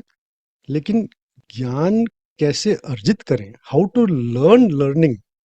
लर्निंग भी तो सीखनी पड़ती है ना, कि कैसे बेस्ट वे ऑफ लर्निंग क्या है, वो भी एक लर्निंग है. तो ये जो ज्ञान योग का ज्ञान है, वो उस तरह से, उस सेंस में फंडामेंटल है कि आपके मन में जो द्वेष दुख जो भी कुछ आते हैं, वो सब धीरे धीरे कम हो जाते हैं. और हम क्यों कर रहे हैं, क्या कर रहे हैं, दूसरा क्यों कर रहा है, उनके मूल कारण जब हमें पता लगने लगते हैं, तो एक थोड़ी सी समझ आने के बाद थोड़ा धैर्य भी बनता है, थोड़ा पेशेंस भी आता है, गुस्सा कम आता है, क्योंकि हम समझने लग जाते हैं कि अच्छा वो ऐसे क्यों कर रहा है, या सिर्फ यही कर रहा है, या हर कोई स्थिति में ऐसे करता, उस तरह से तो वो फर्क पड़ जाते हैं. तो हम उस ज्ञान की चर्चा कर रहे हैं. सो तत् क्षेत्रम यत् च यादृक् च यत् विकारी यत् यतः च यत्। अब ये क्या कर रहे हैं कि ये दोनों चीज में डिस्टिंग्विश कर, एक तो क्षेत्र था, जैसे आप बॉडी समझ लिए, प्रकृति समझ लिए, जो भी है, खेत समझ लीजिए, और एक उसका क्षेत्री है, जो किसान हो सकता है, या शरीरी जो है, वो सब दो चीजें, हर चीज में दो आते हैं, एक जो जानने वाला है और एक जो जानने की विषय वस्तु है, राइट। तो कहते हैं कि क्षेत्र जो है जैसा भी है, जिन विकारों वाला भी है, और जैसे जिससे जो भी पैदा हुआ है, वो सब तो है, और क्षेत्रज्ञ जो है वो प्रभाव वाला है। इस बात को अब क्षेत्र और क्षेत्री के बारे में, क्षेत्रज्ञ के बारे में हम थोड़ा सुनते हैं। ये कृष्ण जी कह रहे हैं कि इसके बारे में अब तुम मुझसे सुनो। तो जो अज्ञानेन आवृतम ज्ञानम तेन मुह्यंति जंतवः, अज्ञान के आवरण से ढका हुआ ज्ञान है, इसलिए लोग जो है वो मोहित हो जाते हैं। मोहित हो जाते हैं मतलब उनकी थिंकिंग क्लियर नहीं है। तो किसी का भी वो नहीं है कि भाई इसने अच्छा बुरा किया, उस तरह से नहीं, अज्ञान के कारण आपका आपकी बुद्धि ढकी हुई है, इसलिए आप नहीं कर पा रहे हो। सर्वव्यापी परमात्मा न किसी के पाप कर्म को न शुभ कर्म को ही ग्रहण करता है। तो जो क्षेत्रज्ञ जो है, अल्टीमेट क्षेत्रज्ञ जो है, उसके कोई फर्क नहीं पड़ता है कि क्या हो रहा है क्या नहीं। अब जैसे मान लीजिए कोई हम कहते हैं कि एनवायरनमेंट के बारे में कि ओहो एनवायरमेंटल क्राइसिस आ रहा है, क्या होगा अगर ग्लोबल वार्मिंग बढ़ गई या जो भी कुछ हो गया, तो धरती को कुछ नहीं होगा, एनवायरनमेंट को कुछ नहीं होगा, क्योंकि जो है वो एनवायरनमेंट है, हमारे प्रतिकूल हो जाएगा वो, क्योंकि हम एक सर्टेन एनवायरनमेंट में जीना चाहते हैं। तो वैसे ही प्रकृति को, नेचर को, परमात्मा को कुछ फर्क नहीं पड़ता। फर्क उनको पड़ता है जिनको कर्म का फल भी चाहिए, राइट। ममेव अंशः जीवलोके जीवभूतः सनातन है। इस संसार में जो जीव है, जो आत्मा है, वो मेरा ही अंश है। मम एव अंश है। जीवलोके जीवभूत, जो जीवलोक में जो जो भूत हुए जीव, मतलब जो हो चुके हैं, भूत का मतलब भूत पिशाच से निकट नहीं आया वाला भूत नहीं है, भूत का मतलब जो जन्म ले चुके हैं, जो भव, राइट, जो हो चुके हैं। तो वो जो जीव है, उनमें जो आत्मा जो है, वो मेरा ही सनातन अंश है। दैट आत्मा in all the beings, okay, it's not saying human beings, मनुष्यों की बात नहीं कर रहा है, जीव, जीव में ऑल लाइफ फॉर्म्स आ जाते हैं, बैक्टीरिया से लेके डायनासोर तक, और सबसे बड़ी व्हेल तक, सब कुछ आ जाता है उसमें, राइट। तो जो आत्मा है, जो शरीरी है, जो देही है, दैट इज माई एटर्नल अंश, पार्ट। तो मेरी ही आग की एक चिंगारी है वो, राइट। लेकिन प्रकृति में स्थित मन और पांच इंद्रियां, इनको आकर्षण होता है, राइट, अपना मान लेता है। सो द गाड़ी में आप बैठे हो, तो आपको पता है कि आप हो और एक गाड़ी है, दो चीजें हैं। लेकिन अगर गाड़ी को आपने अपना मान लिया, तो गाड़ी में खरोंच आते ही आपको खरोंच लग जाती है, आपको दर्द हो जाता है उतने जोर से कि आपकी गाड़ी में स्क्रैच पड़ गया, तो राइट। तो वो अपना मान लेने से ये प्रॉब्लम हो जाती है। अगर आप टैक्सी में बैठे होते हैं और उस टैक्सी का खरोंच पड़ जाती, तो आपको कुछ फर्क नहीं पड़ता, टैक्सी ड्राइवर के पड़ता। तो ये वाली बात है। सो ऑल लिविंग एंटिटीज, सारे जीव सब मेरे ही अंश है, फ्रेगमेंट्स, मतलब जैसे एग्जाम्पल इसका दिया जाता है कि ओशन, सब ड्रॉप्स हैं उसी ओशन की। So there is a huge ocean, बहुत बड़ा समुद्र है, और सब जीव जो हैं वो उसी की ड्रॉप्स हैं। या एक फायर है, उसमें से बहुत चिंगारियां निकलती हैं, तो सब जीवात्मा जो है वो चिंगारियां ही है। तो अब क्षेत्र क्षेत्रज्ञों, इन दोनों के बीच, क्षेत्र और क्षेत्रज्ञ के बीच में जो फर्क है, वो समझ ले जो, ठीक है। और कैसे समझ ले, तो जैसे देख लेना, तो एक तो हम आंख से देखते हैं, और एक हम ज्ञान की आंख से देखते हैं, राइट। तो ऐसी चीजें जो एब्स्ट्रैक्ट है, उनको हमको ज्ञान की आंख से समझना पड़ेगा। तो कह रहे हैं कि जो ज्ञान की आंख से ये समझ लेते हैं कि शरीर अलग है और शरीरी अलग है, क्षेत्र अलग है और क्षेत्रज्ञ अलग है, ये दोनों को समझने से, और जो कार्य कारण, मतलब जो कर्म जो हो रहे हैं, वो प्रकृति के द्वारा हो रहे हैं, और इनको समझ लेने से आपको परमात्मा की जो जो ज्ञान है, परमात्मा की प्राप्ति है, उसमें बहुत सुविधा होती है कि आप इसको दो को अलग अलग समझ लीजिए कि एक बॉडी है और एक बॉडी के अंदर बैठा कुछ है जो इस बॉडी को चलाता है। कौन है जिसके हाथ में दर्द हो रहा है, कौन है जिसको दुख हो रहा है, ये फिलोसॉफिकल क्वेश्चन तो आते हैं, who am I, who are you, सब। तो मैं प्योर फिलोसफी में न जाकर प्रैक्टिकल एस्पेक्ट्स पर ध्यान देने की कोशिश करूंगा इसमें, ताकि हम इस जीवन में भी कुछ कर सकें। वरना तो गीता तो हर बुक स्टोर में अवेलेबल है, इंटरनेट पे अवेलेबल है, सारी की सारी अवेलेबल है, तो वो तो मैं कुछ नया नहीं कह रहा, बट कहाँ हम उसका यूज कर सकते हैं उस बारे में। तो ये जो दोनों का फर्क है, ये समझना सबसे बड़ा जरूरी काम है। तभी हम परमात्मा की प्राप्ति का क्या मतलब है यहाँ पर, कि हम जो प्रकृति के बंधन में बंध गए, कर्म और फल के, the attachment, so that is gone when we have achieved Paramatma. We have achieved the moksha, we have achieved the detachment. So it's all about detachment. That first comes if we can differentiate between me and mine. मतलब मैं क्या हूँ, शरीर ही हूँ, और मेरा क्या है, ये शरीर है जिसको मैंने मान लिया, या मेरा घर, मेरी कार, जो भी कुछ अपन मानते चले जाते हैं, whatever, माई माई माई करते जाते हैं.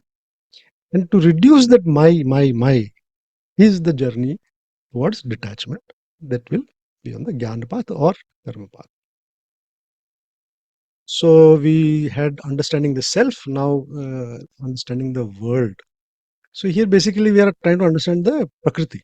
So we are a jivi, jeev, a dehi, a shariri, who is in this world interacting with the world. Okay. So there is a side note. Technically, you see the world from your point of view, and I see the world from my point of view. Whatever you have grown up with, the experiences you had, the education you had, the good and bad you had in childhood or youth or whatever, you have made a view of the world. And another person like me has made another view of the world.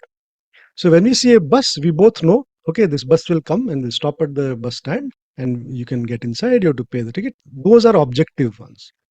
But if I have, for example, if somebody who is living in a different country, uh, who as a different animal, we have cow, they don't understand why you worship cow, right? So we have a different worldview because we grew up in a different way. We have interacted with the world in a certain way, and that is, for example, in India, we don't take the first name of the teacher in school or in class. We don't even say Mr. Sharma. Whoever teacher will say, Sharma sir, something like that will say. In US, for example, right from the beginning, it is said that anybody you call them by their first name. If you are being formal, then you can say Mr. John or Mr. Smith or whatever, but otherwise you will just call by first name. So there's a different worldview. Now, what happens when two people come in contact? One is coming from a certain worldview, other is coming from a certain worldview. We assume that everybody is thinking from our, I've got this is the way it is. How come they're not understanding? So all the time in every interaction that you're having, the principle is coming from his or her personal and role-based worldview.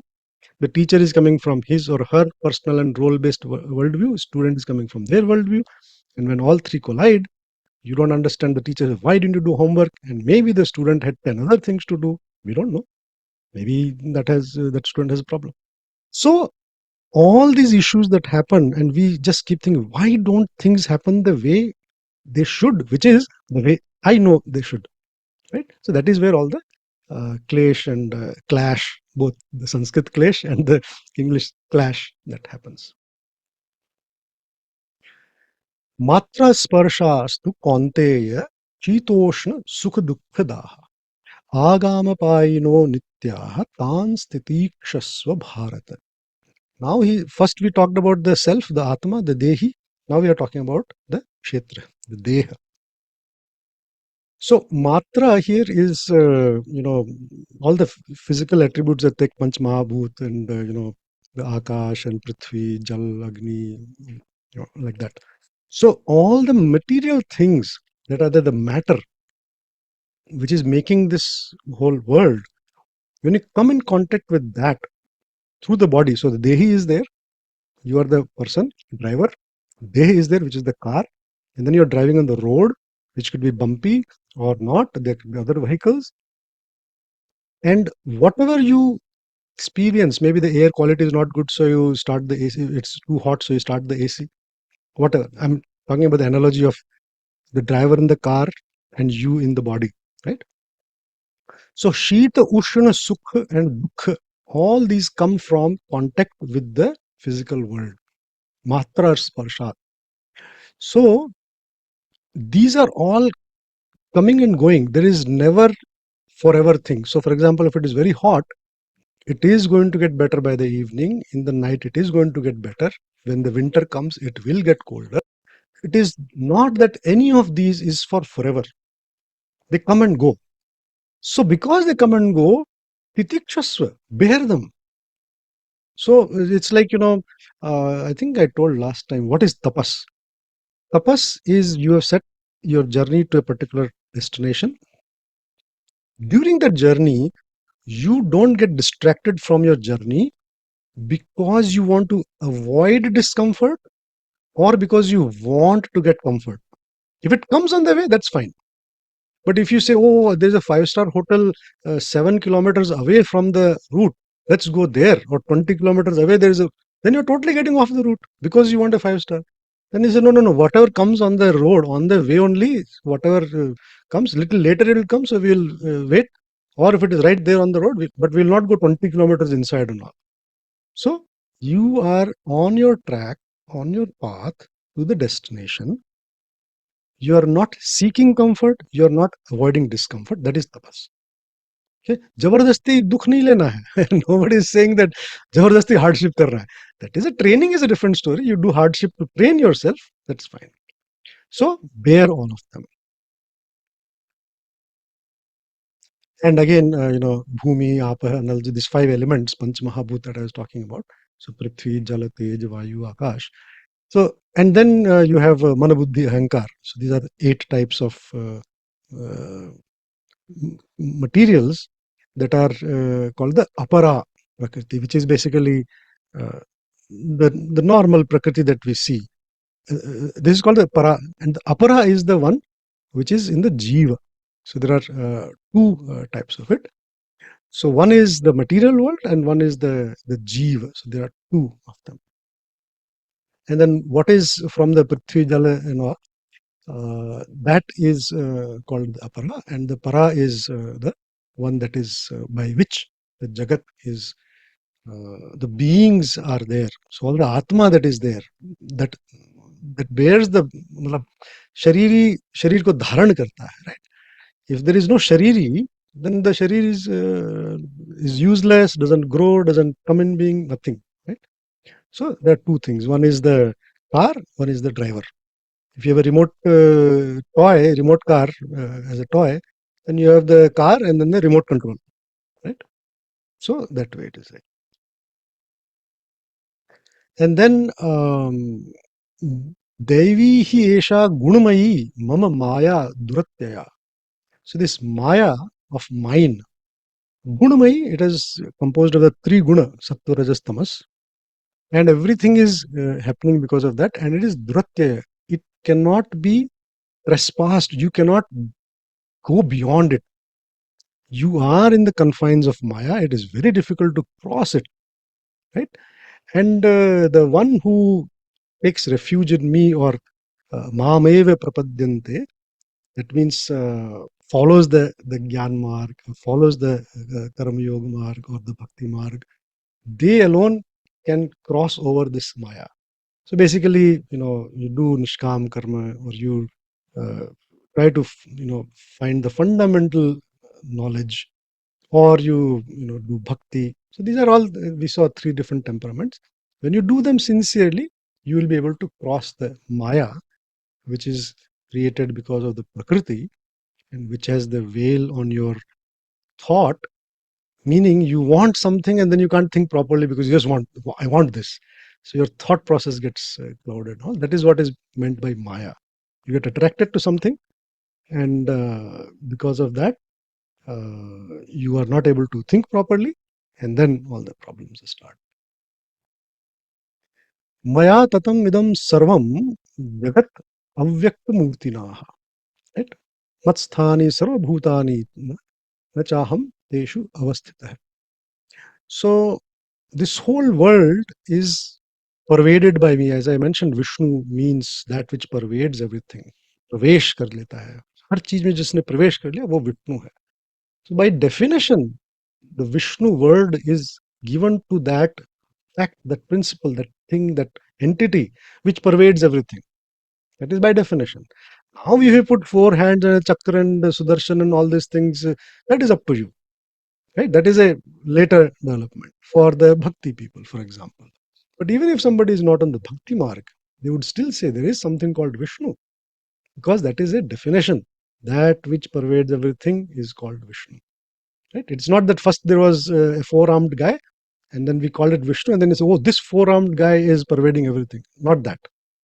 And then he says, this is very interesting, that everything is in me and I am in everything, every person, everybody, or whatever. Right? And then he says that I am not. Those two things, 9.4 and 9.5, very contradictory. I am in every being is in me. I am not in none, and nobody is in me. And this is one of those Zen kind of statements that people say, what is this contradiction? What does it mean? And the way to understand is to think of a wave in an ocean. Right? Now think of that, wave in an ocean.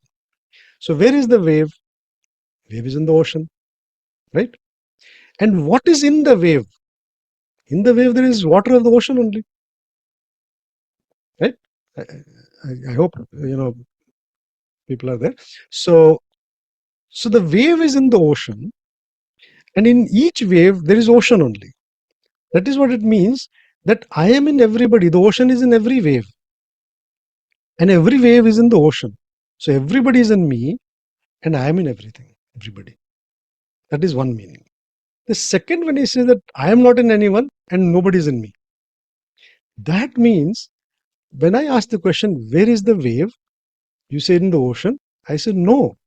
There is no wave. There is no thing called wave. It is just a shape. If you think logically, the wave is just a shape. There is nothing called like a stick thrown in the water, and that stick is something. You can say, oh, the stick is in water, but the water is not in the stick. But when you have wave, it is just a deformation, shape deformation of the surface. So there is no wave. There is no wave in the ocean, and hence there is no ocean in the wave. It's a mental gymnastic, but that's the way you look at it. We think we are individual, all separate, and our practical direct observation shows that. What Gyan Yoga is trying to say is that the same life principle is in all living beings. Everybody has hunger, everybody wants comfortable environment, everybody needs some care or whatever, everybody needs rest. Those basic needs are there. If you look at human beings, we all want some decent housing, decent clothing, education, a job, and all these things. So everybody has the similar needs. If we see like that, then we can start seeing that everybody is driven by the similar things, which is the prakriti, and everybody is actually, every shariri is a spark of the same fire or drop from the same ocean. Now he says, Maya adhyakshena prakriti suyate sa characharam, chara achara. Hetuna arena kauntaye jagat viparivartate. So, Maya adhyakshena prakriti suyate. Prakriti, in my adhyakshta, I preside over, I'm like the supervisor. It creates all this chara and achara, moving and non-moving, right? So, living and non-living, charachar is one word, but it is char and achara. So, with all these, different combinations that come out with prakriti, this world is moving about or revolving, or parivartate is basically revolving around or rotating on the thing, right? So it is moving basically. So jagat means that which moves. So based on that prakriti itself, it is moving. Now prakriti and purush are technical terms in spirituality. They don't just mean prakriti like nature, but prakritik sundar sthal. It's not limited to that. And purusha is not man or human. Technical terms they are in like just like the kshetra and kshetrajna. Similar to that, there are multiple pairs, and prakriti and purush is that. It's nothing to do with human or man. We'll see to that. So all beings are created by nature, working under my direction. Adhyakshata, adhi-aksha, before my eyes, supervised. Now somebody might say that, what do you mean my direction? Is there a being sitting there? Like, God is a grand old angry man, something like that, or what is it? That Sagun Nirgun is up to us. If somebody says, I don't believe that there is a living entity with four hands sitting there and doing this, it's perfectly fine. Because every Shastra, everybody is saying that there is something which is beyond all this, Paramatma. But because it is so subtle a topic, and if you don't give any names, any words, any qualifications, we can't even talk about it. Suppose if you were to say that everything is made of electrons and protons and all, and even you go beyond that, in physics they will say everything is made of quarks, then why are we talking about this is laptop, this is keyboard, this is me, this is you, everything is quarks, so let's just talk about quarks. Then how do you talk about this is a pen, this is a paper, this is exam rooms? You have to give those names. To be able to work around in this world of interactions, we have to give names. So that is the reason we bring in all this sakar also, the different forms, because a lot of people find it much easier to deal with something tangible. And with the time, this tangible part also can be removed, just like we talked about the snake and the rope. That is called adhya rope apavad. So first you bring in something to help understanding, then you remove it, saying that the true thing was this. I was just trying to bring your level up to it. Now you don't need the aid. So, for example, smaller classes, you might make graphs, you might make some models to make understand. But when you come in college, mathematics, for example, you have to understand the formula now. You have come to a stage. I'm not going to draw every time for you. You have to now understand the abstract thing like that. That is sakar and nirakar. So, prakriti and purusha, that is what I was talking about just now. These are technical terms. So, nobody should say purush means man or prakriti means woman. No, you could say feminine and masculine principles and all. That is a subjective thing. And in Sanskrit, the words have the striling pulling, but it's nothing to do with human, male, female, or man, woman, like that. Right? So he says prakriti karya karana kartitve hetu prakriti uchyate. Purusha sukha dukhanam bhoktitve hetur uchyate. So there are two things. One is the karya karana. So for example, we do karma. There is there is a reason for doing the karma. There is some instruments used for the karma. Then there is a phal that comes. All these things are coming out of the prakriti. Okay, the prakriti is the hetu or the instrument in all the things that are happening, and the purush is the instrument in enjoying or suffering the consequences. Sukha dukkhanam bhoktritva, to enjoy the good or bad fruits, right? So if it's a failure, it's a bad fruit. If it is success, so the success and failure is enjoyed by the purush. We'll see that it is because of attachment, but the prakriti cannot enjoy. So, for example, your hand cannot enjoy the sweet that you're eating. Ultimately, it is the mind that is enjoying. If you talk biologically, tongue is not enjoying. Right? It is ultimately the mind that is enjoying the sensation of a sweet. Similarly, when you talk about prakriti and purusha, the enjoyment is done by the purusha. The feelings of all these things, the consumption, bhog of the phala is done by the purusha. And the activity happens in the prakriti. That is where we are talking about the body and the soul, if you want to say, deha and atma, deha and dehi, sharir and shariri. The sharir does, but the shariri enjoys, right? And we'll see that enjoyment is the cause of the attachment and the sorrow, because if you enjoy the happiness, you will also suffer the sorrow when that comes. So they come in pair, it's never one. And it says that these two are forever. So if you want to think of some scientific terms and all, so the energy and mass, energy and matter, they're both forever and they're convertible. So Prakriti and Purush, they are both unmanifest, thing in the Param Atma, Param Tattva. I mean, this becomes kind of a theoretical physics, if you want to say. And it is perfectly fine if you feel, what do you mean you keep creating new terms, Param Tattva and all, what is this? Basically, at some point, and any of you who are, so even in physics and even in hard sciences, we still haven't figured out everything. There comes a point where we just don't know. So, for example, we know that some 13 billions or years is the universe age, and then so many billions of light years is the width. And the simple question comes, suppose, I'm just taking a number, I don't remember exact one. Suppose we say this is, 1,000 billion light years wide is the universe. Suppose. Then I say, what about 1 more mile?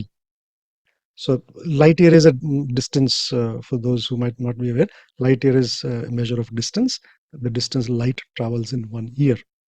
So if we were just to say miles, if I say 10 trillion, trillion, trillion, trillion, trillion miles wide is this whole universe, I can ask, what about the next mile? What is there? So we can say we don't know. Does not mean, is there something beyond that or not? There may be, there may not be. So we say that there is a known universe, and then there's the absolute entity, some part we don't even know maybe, right? That is where all these terms also keep coming. So there is a Purusha and Prakriti, there is a field and an actor on the field. But what is that Param Tattva? It is unmanifest. By definition, we say you can't perceive it, you can't talk about it, you can't, nothing. It is not even manifest, which means there is technically no way for you to ever experience, even understand it. We are saying that is the final ultimate thing. We don't know. It's a canvas of the painting, right? So you start putting the paint later, colors, there's a canvas, and the canvas is infinite. That is the Paramatma. So it is saying that both Prakriti and Purush, they are forever. But technically, if you see, then it is duality. There has to be something beyond that also. Where did they come from? So to resolve that, we say there is a Param Tattva which has no reason. From where did it come? It came, it was just there. There's no birth. Where did it go? There is no death. There is no end to it. That's why all these adjectives come. Reason I'm telling you is when I first met these adjectives, I was saying like, what is this? Man, you just keep on making some superlative words and they're saying, this is God, this is Paramatma, just believe, trust. But there is a reason for all this. Now it says that this Dehi, who is in the Deh, this Purush that is there in the Deh, again, when I use Purush, it is not man. Okay? So I'll just rather use Dehi or Shariri like that. So it takes different forms. Okay? So it becomes Updrashta, Anumanta, Bharta, Bhokta, Maheshwara, like that.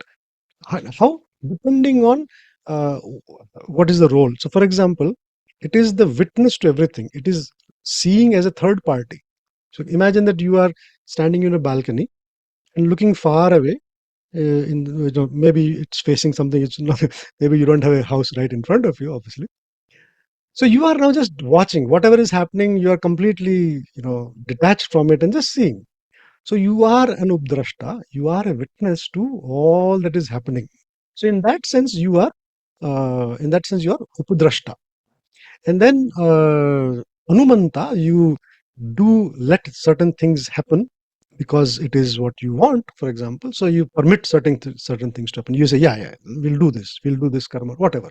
So there, Anumati is there, so you're Anumanta.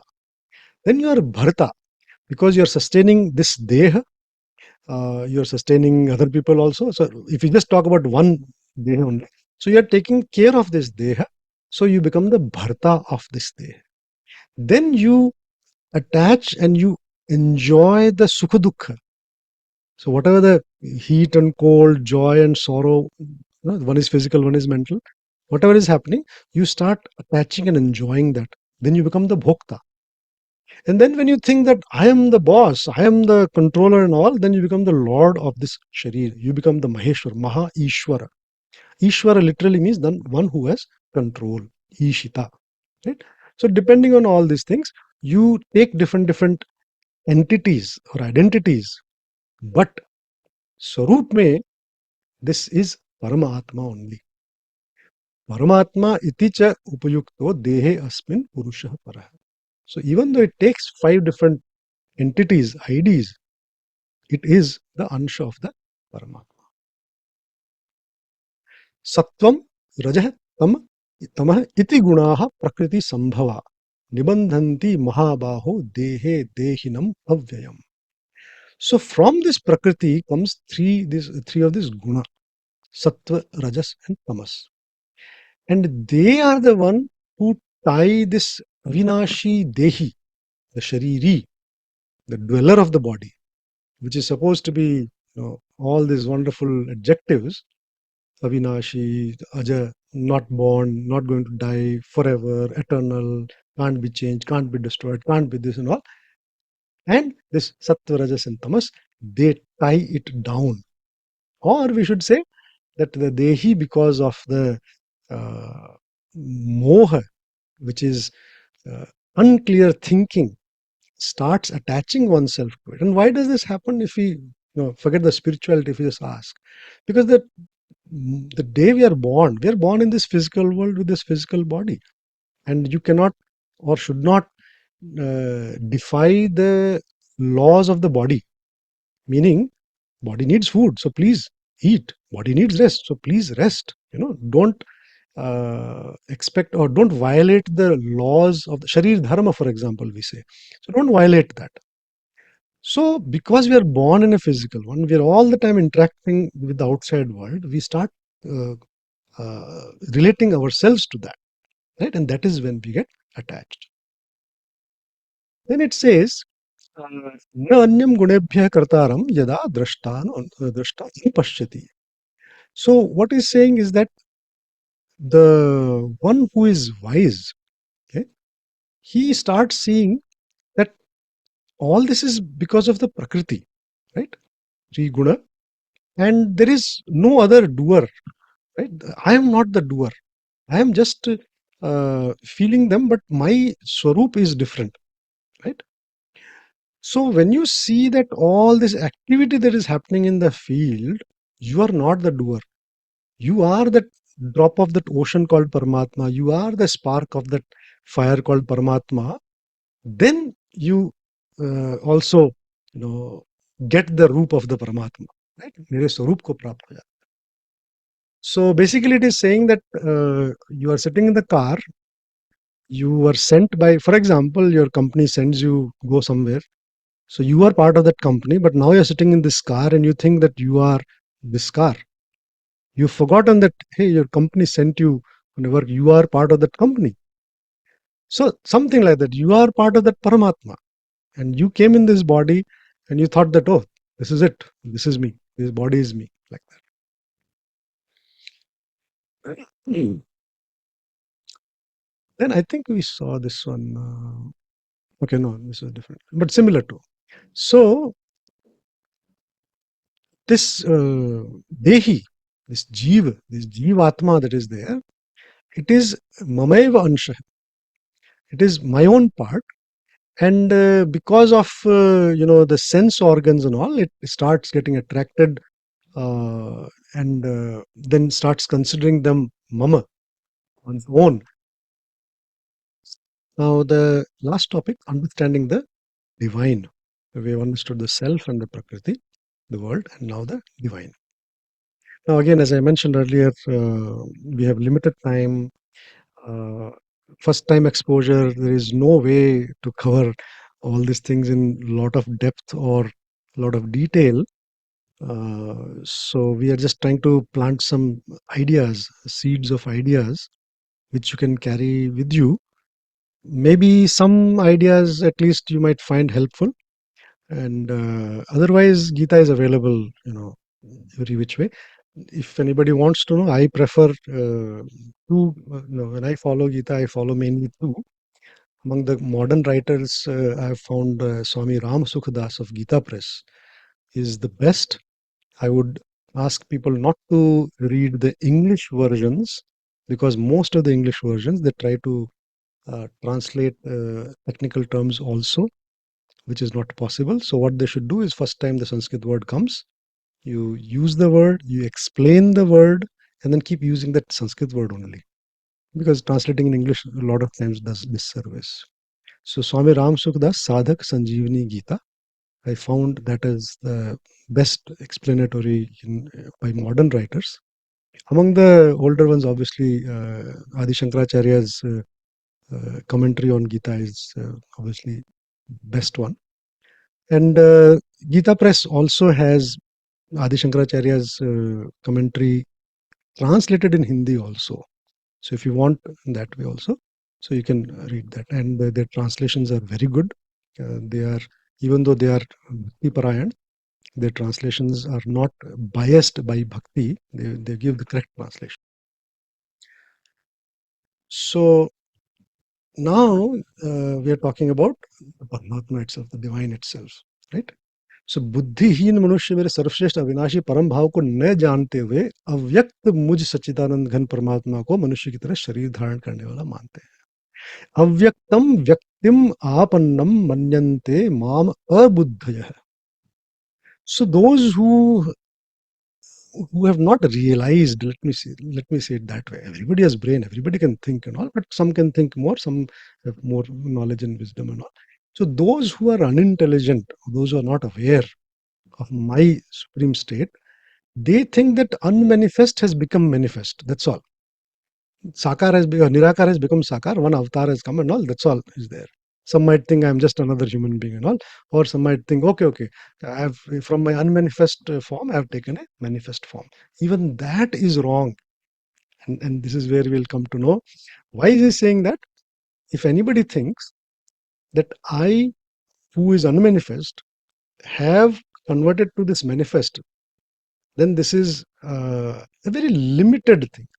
Meaning, my potential is so much that I have taken this one manifestation is not even 1%. It is 0.000001% also of my full potential. So if I'm roaming around as Krishna or roaming around as Ram on this bhumi, or I have taken avatar in every my mamansha, right? Every being, every life form, every atma, every dehi is my own part, right? But I am so huge, unimaginably, with no end, that to think that the unmanifest has taken form in the manifest. No. A small fraction, in minuscule part of that unmanifest has come in manifestation.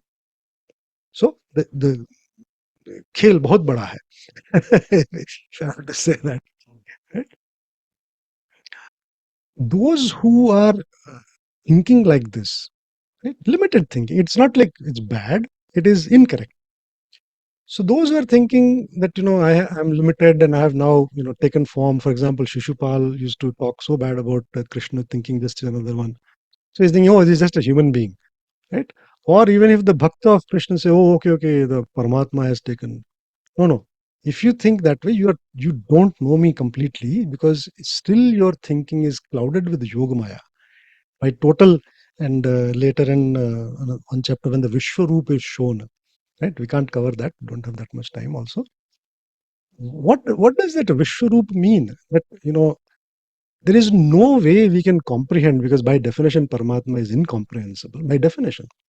So how do you make it comprehend? How does the Vishwaroop show?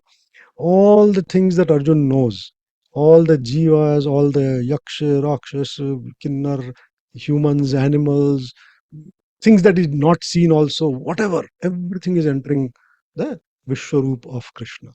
He's got thousands and crores of mouths and crores of hands and feet and all. What does it mean? It means that just imagine all the human beings, all the animals, all the plants. Imagine just all are connected together. So you have 50 million dogs in this world and 70 billion ants and 8 billion human beings. Imagine they're all connected into one organism, one being, suppose. Then it will have 15 trillion mouths, 17 trillion feet, right? What is it saying, that Vishwarup? That in every mouth of a human being is Krishna's mouth. Every tail of a dog or a cow is Krishna's tail. Every arm or hand of any animal is Krishna's animal. Like that, when you see, then you see this Vishwarupa, and everything is happening in that. So those animals who are being killed, for example, a lion is killing a deer, that deer is also entering Krishna, and the lion will die and get into the soil, that is also entering Krishna. That is what is meant by the Vishwarupa. Don't think like there's a huge giant in the sky, right? Now we are talking about Earth. If you increase your scope, you can talk about the solar system. We don't know the life form is there outside, but Prakriti is there. You can think of the whole galaxy, you can think of the billion galaxies, you can think of the entire known universe, you can think of the universe that you don't know of, right? That is how you interpret this Vishwarupa, and that is how you interpret that it is not the entire unmanifest that has manifested, it is a very, very small portion. Now comes a wonderful part. So there is one avyakta, right? Unmanifest, which is from forever, right? And then there is vyakta also. There is an eternal unmanifest beyond the manifest and unmanifest, right? And I think somewhere I put, but maybe I'll tell now itself. There are 4 types of knowledges. One is that we know that we know. Hey, those who don't know this particular 4 types of knowledge may want to note it down. There is a knowledge that we know that yes, we know it. So can you write your name? Yes, I can write this name. So the knowledge is writing your name, and you know that you can write it. So this is a knowledge that you know it. Then there is a knowledge that you know that you don't know it. Can you fly a plane? No, I can't fly a plane. The fact that you know that there is a knowledge of flying a plane and you don't have it, that is the second part. So these are 2 knowledges that you have. One is that you know it, and the other is you don't know it. But then there is another one, 2 types, that you don't know. So you don't know that you know this. For example, you think that you can only run whatever at certain speed. I don't know what is the human speed, but 6 minutes a kilometer, for example. You're walking at 6 kilometers, 100-meter race, for example. The fastest one is 10 seconds. And suppose you can do it in 30 seconds. At our age, we might need 40 seconds. So suppose we can do 100 meters in 40 seconds. You'll say, that is my speed. And suppose that there is a problem, emergency, life or death emergencies, or a dog is running after you, a stray dog. Then you will see that all of a sudden you are able to run double the speed. And after that, you'll fall down and say, I didn't know I could run that fast. Right? That is the knowledge you don't know you have. So you don't know that you know. Right? That is beyond you. And then there is another one that you don't know that you don't know. For example, if you are not keeping up with the latest news, India landed on the southern border, southern parts of the moon. Just a very simple example I'm giving. Nobody else was able to do this, right? So you might say it's not possible, and then it has happened. You don't even know. So now you don't even know that it is possible, and you don't even know that you don't know a truth that has happened. I don't know if I confuse people, but basically, again, I'll repeat: there is a realm of things you know, and the realm of things you don't even know. In the realm of things you know, certain things you actually can do it. You know it. You know I can write my name. You know that I can't fly a plane. Right? These are in the known realm. Then there's the unknown realm. There are things that you don't know that you actually know. And then there are things you don't know that you don't even know them. Right? So here it is saying that there is a manifest, there is an unmanifest. There is energy, there is matter. You can't see electricity unless the bulb is there. You can't see electricity till the fan moves, right? You can't see, or you can't hear something till something, the volume is certain loud or whatever, right? So there's a manifest, there's an unmanifest. But even beyond this energy and matter, beyond this, what we know, this is not visible and there is visible, there is another entity which is beyond the unmanifest. This is the eternal, that is the Param Tattva, that is the Paramatma, okay? Which is avyakta, nirakar, nothing can be mentioned about it. All it is saying is there is a ground state that we don't even know. This we have already covered, which is basically I am in everybody, everybody is in me, and I am not in nobody and nobody is in me.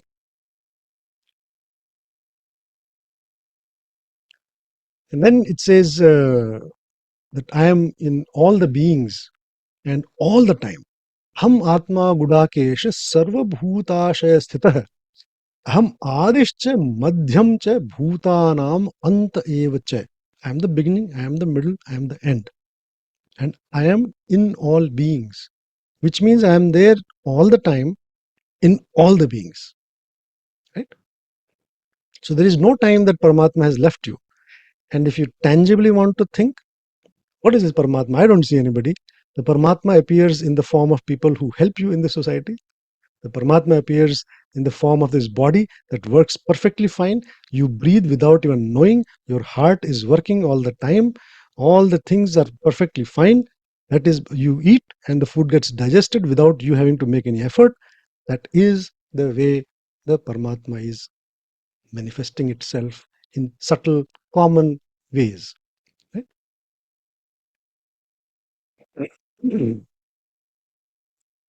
So they say, oh, okay, this is where I was talking about.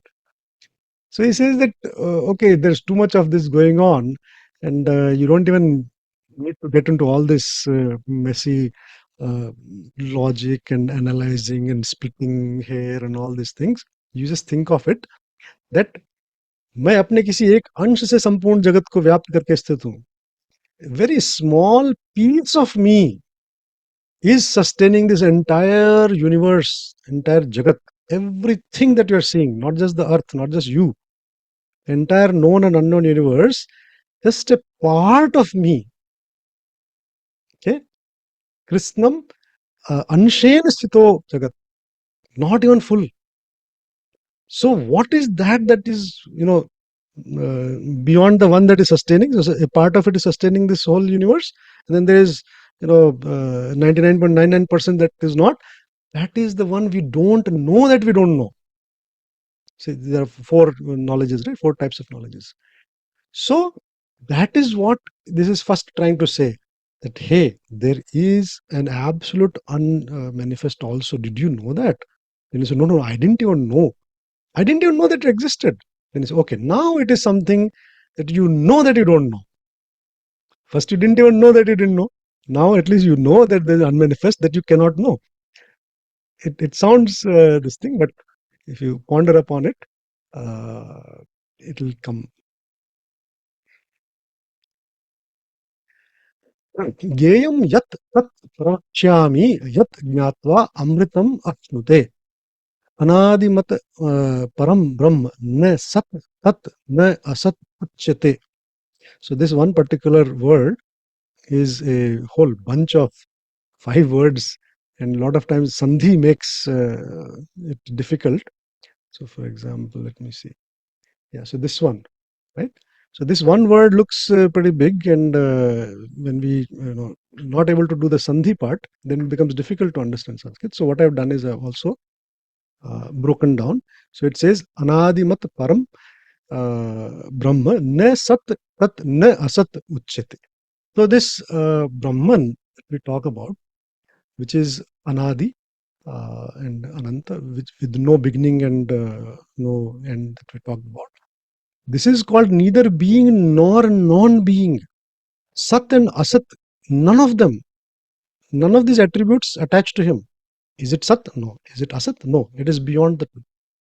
Now, interestingly, there is another, not in Gita, but there's a reference to it. There are 2 ways that people say. One is iti, iti, iti. The other is neti, neti, neti. You might have heard this neti, neti, neti. Na iti, na iti, na iti. What does this mean? Both are ways of describing that, right? Tat, describing tat. So you say so for example, that tat, if you want to say God or divine or Brahma or whatever, is this the Brahma? I'll say, yeah, because obviously this is Brahma. Is this the Brahma? Yes. Is this the Brahma? Yes. So anything I point out, you say, yeah, that is also Brahma. That is also Brahma. It is not only Brahma, that is also Brahma. Because everything is manifestation of that Brahma. So everything is iti, iti, iti, iti, iti. Yes, yes, yes, yes, yes, yes. Everything is Brahma. The other way to look at it is you say, is this Brahma? I say, no, because this alone is not Brahma. Brahma is much bigger than this. This is very small. So I say, not this, not this, not this, neti, neti, neti, neti. I'll say, nothing that you're pointing to me is Brahma in its entirety. So I'll say, no, not this, no, not this. So there are two ways of doing that. So that neti, neti is what it's saying, that you think that Sat and Asat is the only two thing, black and white is only two thing. No. Beyond the visible light is ultraviolet, infrared, X-ray, gamma ray, so many things you can't even see with your eyes. Till we had the instruments, last 100, 200 years, all we knew was the visible range of light. So in that sense, sometimes I feel very strongly that what we are doing in physical sciences is exactly what has been happening in the spiritual sciences in India. I'm not saying that they had invented the technology, okay? But what technology is uncovering about the prakriti itself. Qualitatively, we have been saying the same thing. So there is much more beyond what you can perceive. We just knew visible light. Now we know that visible light is the smallest spectrum of the whole electromagnetic radiation. Right? We knew even not even 1% of what is out there. Now we know. So just like physics now saying this whole thing is dark energy, dark matter. Dark energy is supposed to be more than 80% or something like that of the entire creation, and we have no way of finding it out. Something similar are the descriptions of Brahman. Sarvatah panipadam tat sarvato ati shiro mukham. So this is again, sab jagah haath pair wala. So the Vishwarup part was there. Something similar to that. So basically, what it means here, because Paramatma should not even talk about hands, eyes, ears, and all, because it is the unmanifest of the unmanifest. For us, it makes sense. It says that every being that you see, which has got feet, arms, hands, and appendages, hands and legs and ears and head and mukh and all, whatever, they're all mine. That means I am in all of them. So that is why I have so many hands, legs, and sarvato mukha panipada. Now, bahirantascha bhutanam acharam charam evacha sukshmatvat avijneyam durastham cha antike cha tat. He says that I am in char and achar, all of them.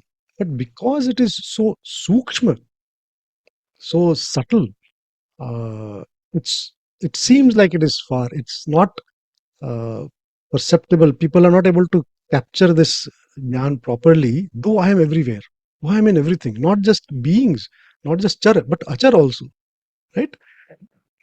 And even though I'm so close to them, like Hriday Sthite, I'm in everybody's Hriday, in the center, I seem to be very far because I'm very sukshma and people are not able to capture the essence of it. That is why, even though I'm so close, it seems that I'm very far. So it is both within and without all beings. That means it is in animate and inanimate. Okay. And then Jyotisham api tat jyoti tamasah paramuchyate.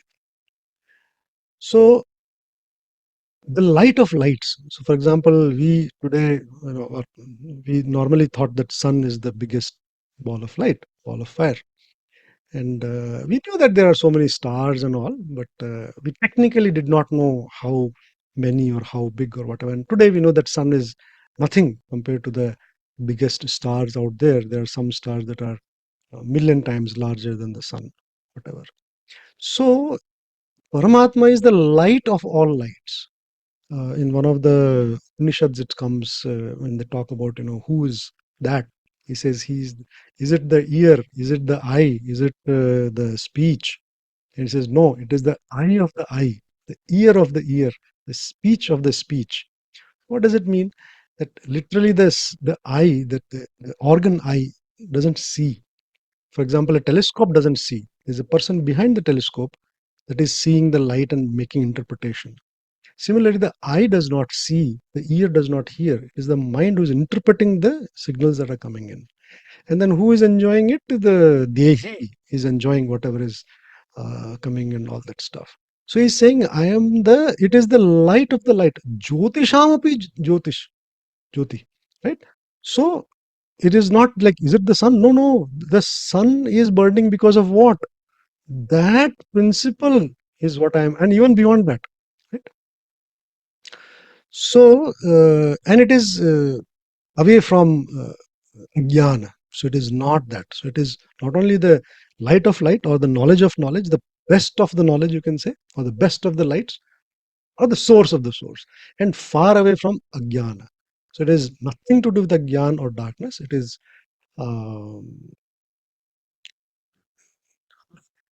words actually fall short when you have such sessions.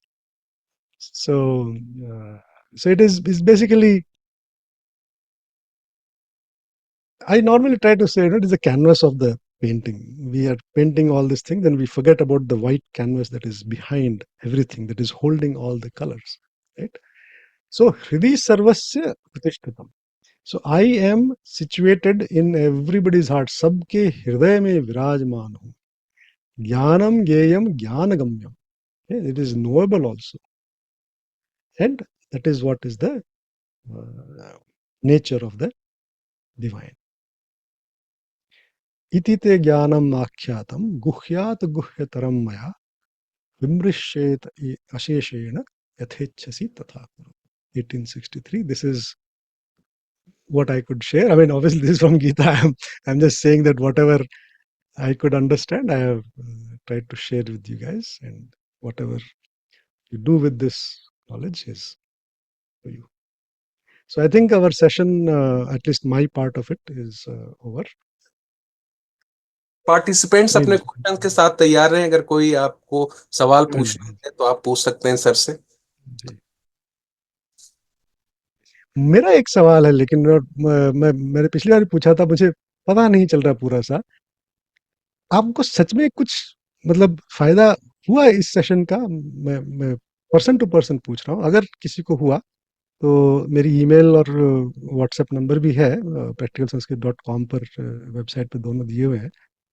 अगर आपको कुछ फायदा हुआ इस session से, तो मैं आपसे सिर्फ इतना अनुरोध करूंगा, आप एक बार जरा साइट पर जाइए, ईमेल या व्हाट्सएप मैसेज मुझे भेज दीजिए। मुझे बहुत अच्छा लगेगा। बहुत सेशन होते हैं, आपने बहुत सेशन अटेंड किए हैं, मैंने भी बहुत करे हैं। हमेशा मुझे ये लगता है कि किसी का फर्क पड़ा क्या? बस इतना सा ही। वो भी नहीं होना चाहिए, क्योंकि भाई मैंने तो कर्म कर दिया, फल का क्या है। लेकिन फिर भी एक उत्सुकता रहती है कि भाई किसी को कुछ फर्क पड़ा क्या? अगर आपको कुछ भी थोड़ा फर्क पड़ा हो, रिक्वायरमेंट छोड़िए, यूनिवर्सिटी की रिक्वायरमेंट अलग बात है, लेकिन अगर आपको कुछ फर्क पड़ा हो तो प्लीज मुझे एक ईमेल या व्हाट्सएप मैसेज जरूर भेजिए। Sir, I just want to react to your question that कुछ फर्क पड़ा है या नहीं. Sir, I am a teacher here in this college, and I'm also, when the lecturer is not there, morning classes, I do go to my classes, and some things that I've been telling to my students about this course and about what I'm learning in this course in your last lecture also. I see my students listening to me with tremendous attention.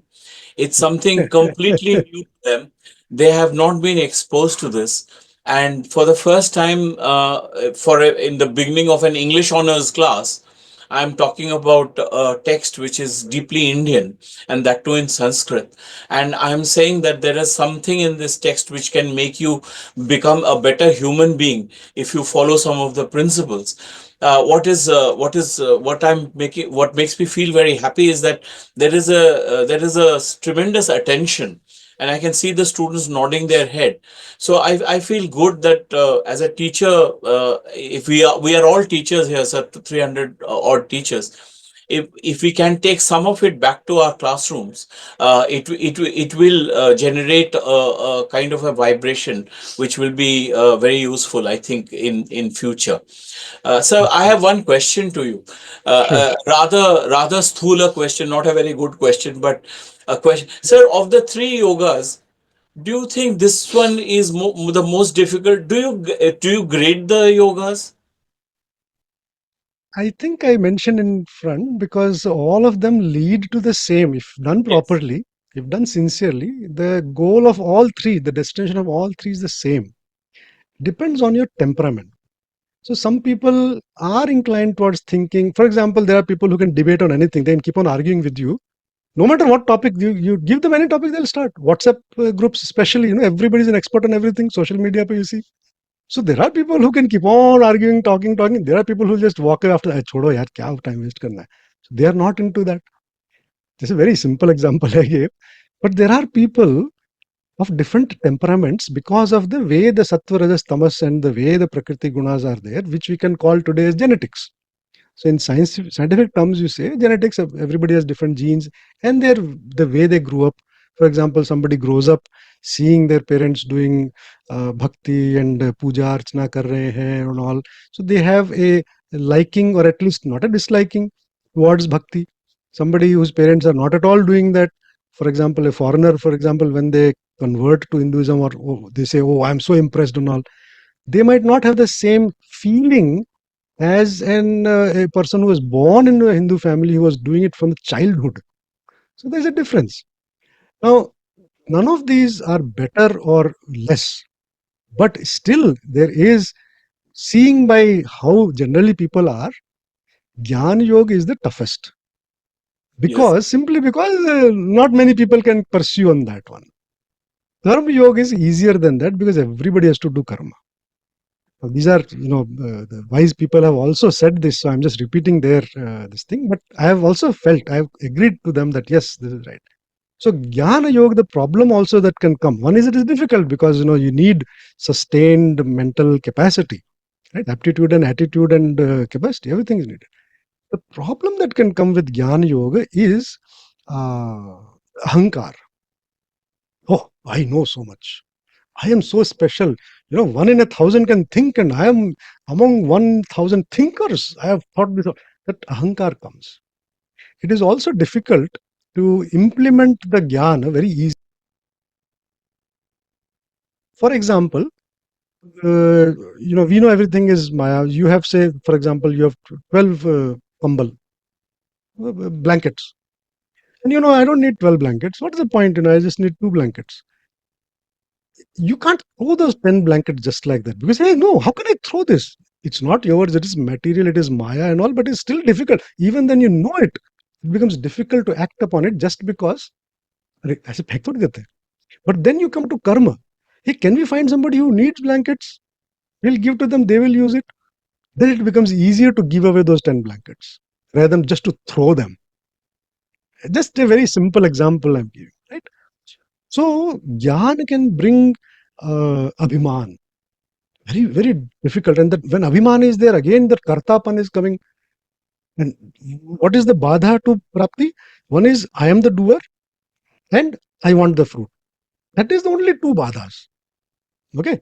So, Gyan does not always enable you to detach. Even though you understand everything, you might not be able to apply it. Karma mein what happens is, even if you have done everything, there is a sense of, oh, I am the doer. God made me so special, so I can do such great things.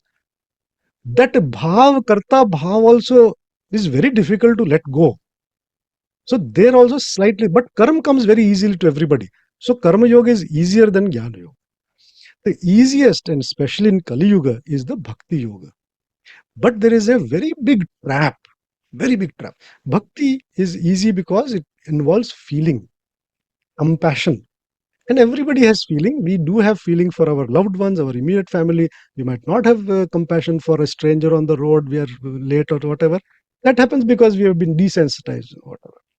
So problem in bhakti is it requires surrender of your ego. There was a time where, you could find some great guru, genuine guru, who did not have an agenda, who was not going to make millions off of the disciples, the old man, like for example, Raman Maharshi, today's example, if you take, he's a poor old man, he has nothing to do, you come, he doesn't even make you shishya, but he's a guru.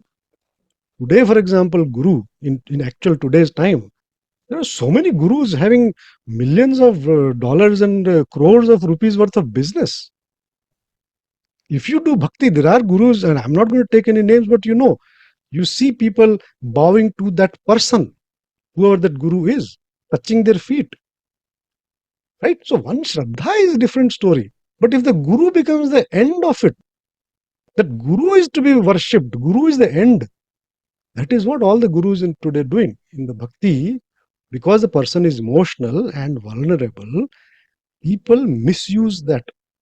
Among the bhakti of people is misused by the so-called gurus. You should always have Bhagavan as your destination, not the guru. So guru ko I'll respect you, fine. I will even touch your feet if that be thing. But I'm not going to be blindly following everything you say, because I still have to use my viveka. Because my bhakti should be, ananya bhakti should be only to Bhagavan. So that is the caveat in bhakti yoga.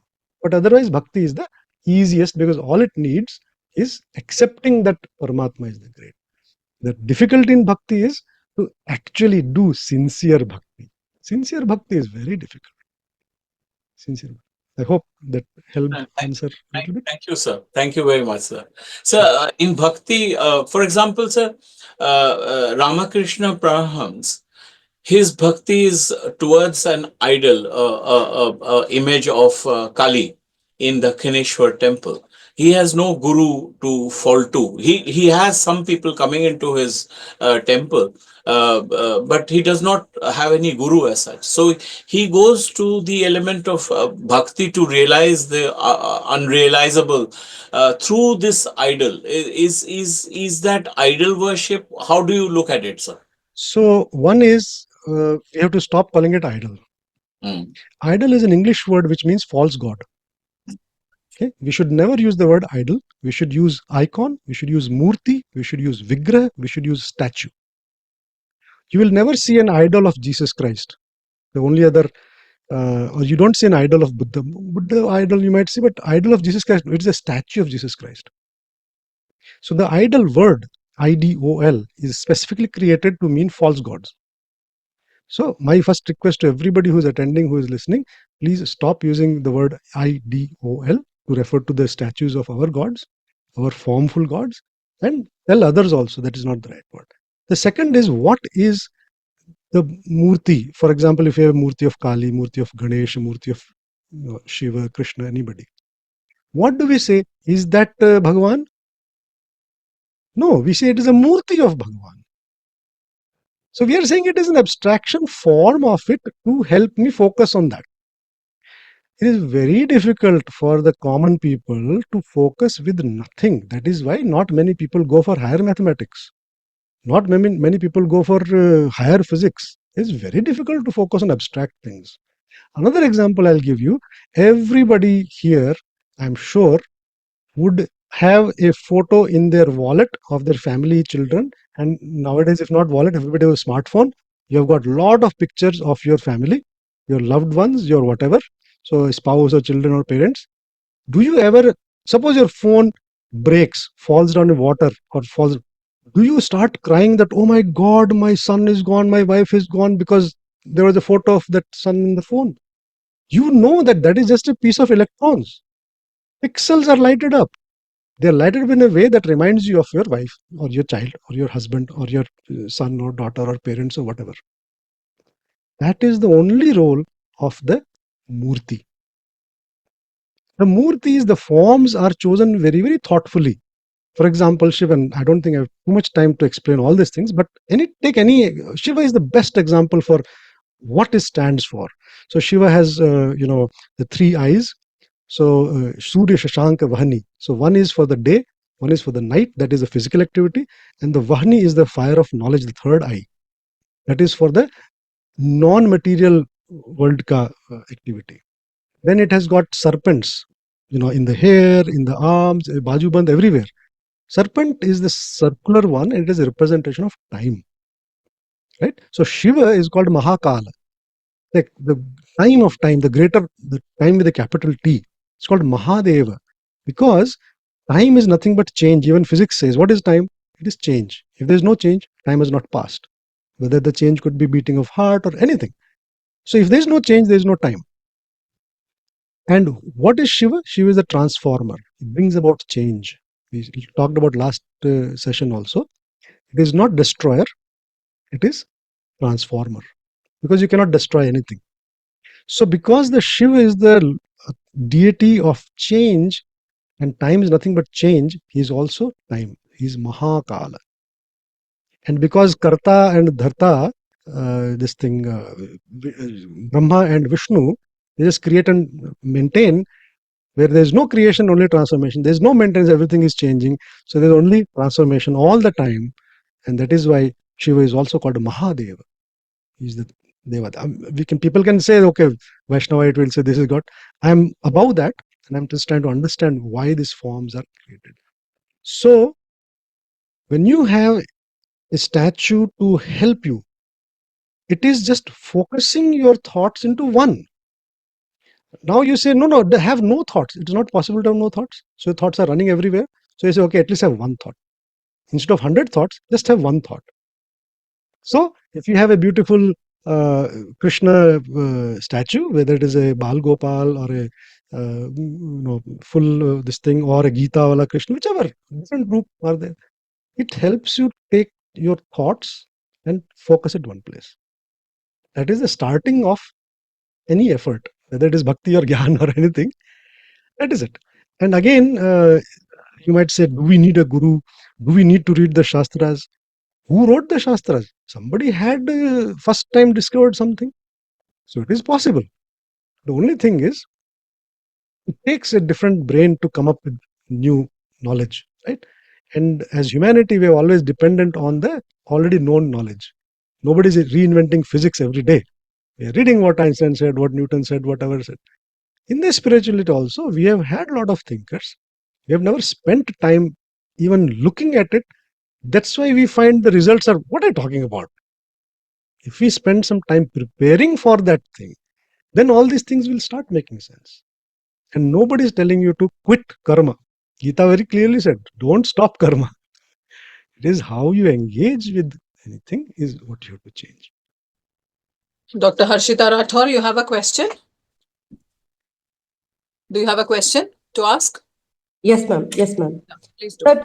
Sir ये जानना था कि हर व्यक्ति तामसिक, राजसिक और सात्विक प्रकृति के साथ आता है, तो क्या मोक्ष प्राप्ति के लिए तामसिक, राजसिक, सात्विक प्रकृति को क्रॉस करके ही मोक्ष प्राप्ति है या तामसिक वाला भी डायरेक्टली मोक्ष प्राप्ति पा सकता है? Am I audible? Practically speaking, yeah, I heard you. तो क्या है कि सब में पार्ट्स ऑफ सत्व, रजस, तमस है. एक आता है या देवी सर्वभूतेषु शक्ति रूपेण संस्थिता, सुना होगा आपने. उसी में एक आता है या देवी सर्वभूतेषु निद्रा रूपेण संस्थिता, जो स्लीप के फॉर्म में सब में है, क्षुधा जो हंगर के फॉर्म में सब में है, भूख के फॉर्म में सब में है, उस देवी को नमस्ते है. तो शरीर धर्म जब है, शरीर जब आ गया तो शरीर धर्म भी आएगा. शरीर आ गया तो भूख भी लगेगी, चाहे वो परमहंस हो, रामकृष्ण परमहंस जी हो, चाहे विवेकानंद हो, शरीर है तो भूख तो लगेगी भाई, उसमें तो कोई बात नहीं है. और आप कहें कि नहीं तुम गुणातीत हो जाओ, तो भैया जीते जी तो भूख से कोई जीत नहीं सकता, वो तो शरीर का धर्म है. You can not, right? You don't even expect. मैं तो साल भर खाना ही नहीं खाऊंगा, वो तो कुछ ट्रिक करके जो मैजिशियन होते हैं. सो और तामसिक का क्या मतलब है? मैं एक बड़ा एग्जांपल अच्छा देता हूँ समझने के लिए, बिकॉज अदरवाइज तो टॉपिक बहुत बारीक भी है और बहुत बड़ा भी है. लेकिन अगर हम उसको मोटा मोटी समझना चाहें तो क्या है, सत्व जो है वो आपको जानने के लिए प्रेरित करता है, रजस जो है वो आपको करने के लिए प्रेरित करता है, और तमस जो है वो न जानने के लिए न करने के लिए वो नीचे की तरफ करता है। तो अगर कोई फिजिक्स के लोग हों, फिजिक्स में इक्विलिब्रियम करके आता है, उसमें 3 तरह के इक्विलिब्रियम होते हैं, स्टेबल, अनस्टेबल एंड न्यूट्रल। इसका उदाहरण ये है कि अगर आपके पास एक कोन है, कोन मतलब अपना जो आइसक्रीम कोन के जैसा कोन है, जी वो, या पिरामिड है समझ लीजिए, पिरामिड अगर राउंड वाला बेस है तो वो कोन हो गया। तो जब वो अपने बेस पर खड़ा हुआ है तो बड़ा स्टेबल है, जो उसका कोन का जो बेस है वो नीचे है और ऊपर है, तो उसको थोड़ा धक्का मारेंगे, टेढ़ा करेंगे तो वापस अपने आ जाएगा, वो स्टेबल है। और जो उसको अगर उसके पॉइंट पे खड़ा कर देंगे, अगर बैलेंस भी हो गया तो फूंक मारने से भी वो गिर जाएगा, वो अनस्टेबल है। और अगर वो अपने साइड पर है तो आप उसको धक्का मारते रहिए, वो बस वो साइड पे ही रहेगा, साइड पे ही रहेगा, वो न्यूट्रल में चला गया। ठीक है। जी तो जो सत्व है वो हमें ऊपर उठाने वाला है, वो स्टेबल है। तमस जो है वो नीचे ले जाने वाला है, वो अनस्टेबल है। और जो रजस है वो इसी धरती में जन्म मृत्यु के चक्कर में लगाए रखने वाला है, जो अपने को कर्मों से प्रेरित करता है, कर्म करने को प्रेरित करता है। हम में तीनों चीजें हैं। एक पार्ट हम में है जो जानना चाहता है, वो हमारा सत्व है। और भी मल्टी डायमेंशन आ जाते हैं कि सबका भला करो, ये करो, वो करो, वो सब जो भलाइयाँ, जो अच्छी बातें, that is there. But core की बात कर रहा हूँ, हर एक जीव को जानने की भी इच्छा है, वो उसका। और जो करने की जो इच्छा है वो हमारा रजस है। हम खाना बनाएंगे, खाएंगे, बढ़िया खाना खाएंगे, फिर मजे लेंगे, कुछ ड्रिंक भी कर लेंगे, कुछ लोग कुछ जो भी, मतलब आप शरीर के लिए जो भी करना चाहें वो पार्ट से, जी वो एंजॉय भी कर रहे हैं, आप पार्टी में भी जा रहे हैं, सब कुछ जरूरी है, वो आपका रजस तत्व है। जब आपने एक बार खाना बनाया, खाया, आपको बड़ा अच्छा लगा, तो आपने उसको फिर बनाया, राइट? आपको एक ड्रिंक अच्छी लगी, चाहे आपकी अल्कोहलिक ड्रिंक हो, चाहे आप नींबू पानी हो, या जो भी हो, आपने पिया, बड़ा अच्छा लगा, फिर आपने कहा फिर पीते हैं, फिर पीते हैं। तो आप बार बार उसको करे जा रहे हैं, ये आपका रजस तत्व है। जी और एक और उदाहरण है, जैसे 3 बातें होती है, एक होता है जिज्ञासु, एक होता है पिपासु, एक होता है मुमुक्षु। जिज्ञासु होता है, मुझे जानने की इच्छा होती है। समझिए कि एक पानी का गिलास पड़ा हुआ है, और आप कहें कि भई ये पानी क्या है? तो आपने उसको केमिस्ट्री की सारी प्रॉपर्टी H2O की ढूँढ ली, ये है, वो है, इलेक्ट्रोनेगेटिविटी और एंगल सब कुछ पता कर लिया उसके बारे में। आप सब कुछ जानते हैं H2O के बारे में, पानी के बारे में सब जानते हैं। जिज्ञासु हैं आप। लेकिन आपने कभी पानी पिया नहीं। आपको पता ही नहीं कि उसका प्यास मिटना क्या होता है। तो एक है पिपासु, उसको ज़्यादा कुछ नहीं पता है पानी के बारे में, लेकिन उसको पीने की इच्छा है, वो पीता है, प्यास है उसकी। अब एक बार आप पीते हो, फिर जब प्यास एक बार तो मिट गई, फिर थोड़ी देर बाद प्यास लगेगी। ये कर्म की प्रवृत्ति, शरीर धर्म का भी तो कर्म है। तो शरीर को बार बार, आपने आप एक कुछ किया, फिर आपको अच्छा लगा तो आप उसको वापस करते हैं, फिर वापस करते हैं, फिर वापस। तो वो जो रजस तत्व है वो आपको बार बार उसमें लगाए रखता है, राइट? और जो थर्ड जो मुमुक्षु है, वो क्या कहता है कि भैया पानी के बारे में जान लिया, बहुत हो गई, पानी से प्यास मिट ली, वही बहुत हो गई, लेकिन प्यास बार बार लगती है, इससे कैसे पीछा छुड़ाया जाए। तो वो उस प्यास से मुक्ति चाहते हैं। वो थर्ड लेवल का वो है। कमिंग टू दिस तामसिक वाला, सो सत्व जो है आपको जानने के लिए प्रेरित करता है, रजस आपको करने के लिए प्रेरित करता है। और कभी कभी होता है हर एक के मन में कि भाई नहीं कुछ दिमाग लगाना, नहीं कुछ करने का मन कर रहा है, वो मान लो आप रात को 10, साढ़े 10, 11 बज गए, अब नींद आ रही है, ये हमारे शरीर में भी होता है, वो तामसिक प्रवृत्ति हमें कह रही है कि भैया अब तो सोना पड़ेगा। तो वो एक 24 घंटे की साइकिल में भी सत्व रजस तमस चलते रहते हैं। उसी तरह स्वभाव में भी होते हैं। और कुछ तो हम मतलब जन्म से है, जेनेटिक्स है, जो है सो है, क्या कर लोगे उसका। कुछ हमारा नर्चर, जो हमारा आचरण है, जिस तरह से हम जिस एनवायरनमेंट में पले बड़े, जैसे लोग हमें मिले मेंटरिंग करने के लिए, या जो भी है, उससे भी हम थोड़ा मोल्ड हो जाते हैं। तो मोक्ष के लिए जो है, मोक्ष का बड़ा शाब्दिक अर्थ तो मुक्ति है। और वो मुक्ति किससे है? बंधन से है। बंधन किस चीज का है? वो है हम अपना असली तत्व भूलकर इस अविनाशी जगत में हर चीज से अपना बंधन बनाए हुए, ये मेरा, ये मेरा, ये मेरा, ये मेरा, ये चाहिए, ये चाहिए, ये चाहिए, उससे मुक्ति मिल जाएगी तो आपको मोक्ष जीते जी हो जाएगा। जीवन मुक्त होते हैं कुछ लोग, निकले जीवन मुक्त यूज किया जाता है वर्ड। विदेह, जैसे जनक को कहते थे विदेह, जीवन मुक्त का मतलब होता है जीते जीव मुक्त हो गए। मोक्ष ऐसा नहीं कि मरने के बाद ही मिलेगा। ठीक है, तो मुझे लगता है जीवन मुक्त होने की जीते जी आपकी सब इच्छाएं खत्म हो गई, आपके सब बंधन मिट गए, आप काम कर रहे हो बढ़िया से बढ़िया, लोगों को पता ही नहीं है कि आपको जीवन मुक्त हो गया, आपके काम की क्वालिटी वैसी की वैसी है, परफेक्ट।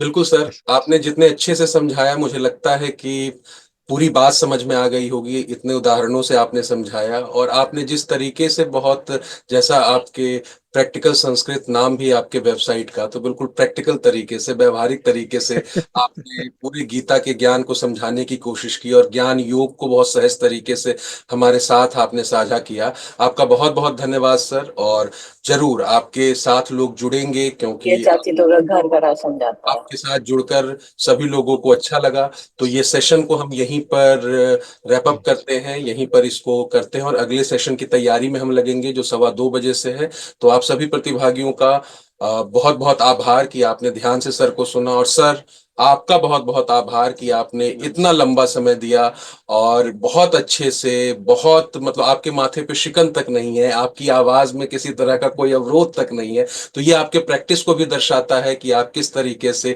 इस विषय को लेकर लगातार देश विदेश में आप सेमिनार, अपनी वार्ताएं देते रहे हैं। Thank you so much sir. Ramanujan महाविद्यालय आपको धन्यवाद देता है, और हम बिल्कुल खुशनसीब हैं कि आपकी वाणी को हमें सुनने का मौका मिला, और उसके साथ साथ हमने ज्ञान योग को बहुत सहज तरीके से जानने समझने की कोशिश की। आप यकीन नहीं करेंगे, आपकी जितनी बातें थी हम यहाँ पर बाद में डिस्कस कर रहे थे, तो ये भी एक ज्ञान का है कि कहीं से हम ज्ञान सुनते हैं, और ज्ञान को हम एक सामान्य तरीके से भी आपस में विचार विमर्श करते हैं। तो धन्यवाद sir, thank you so much.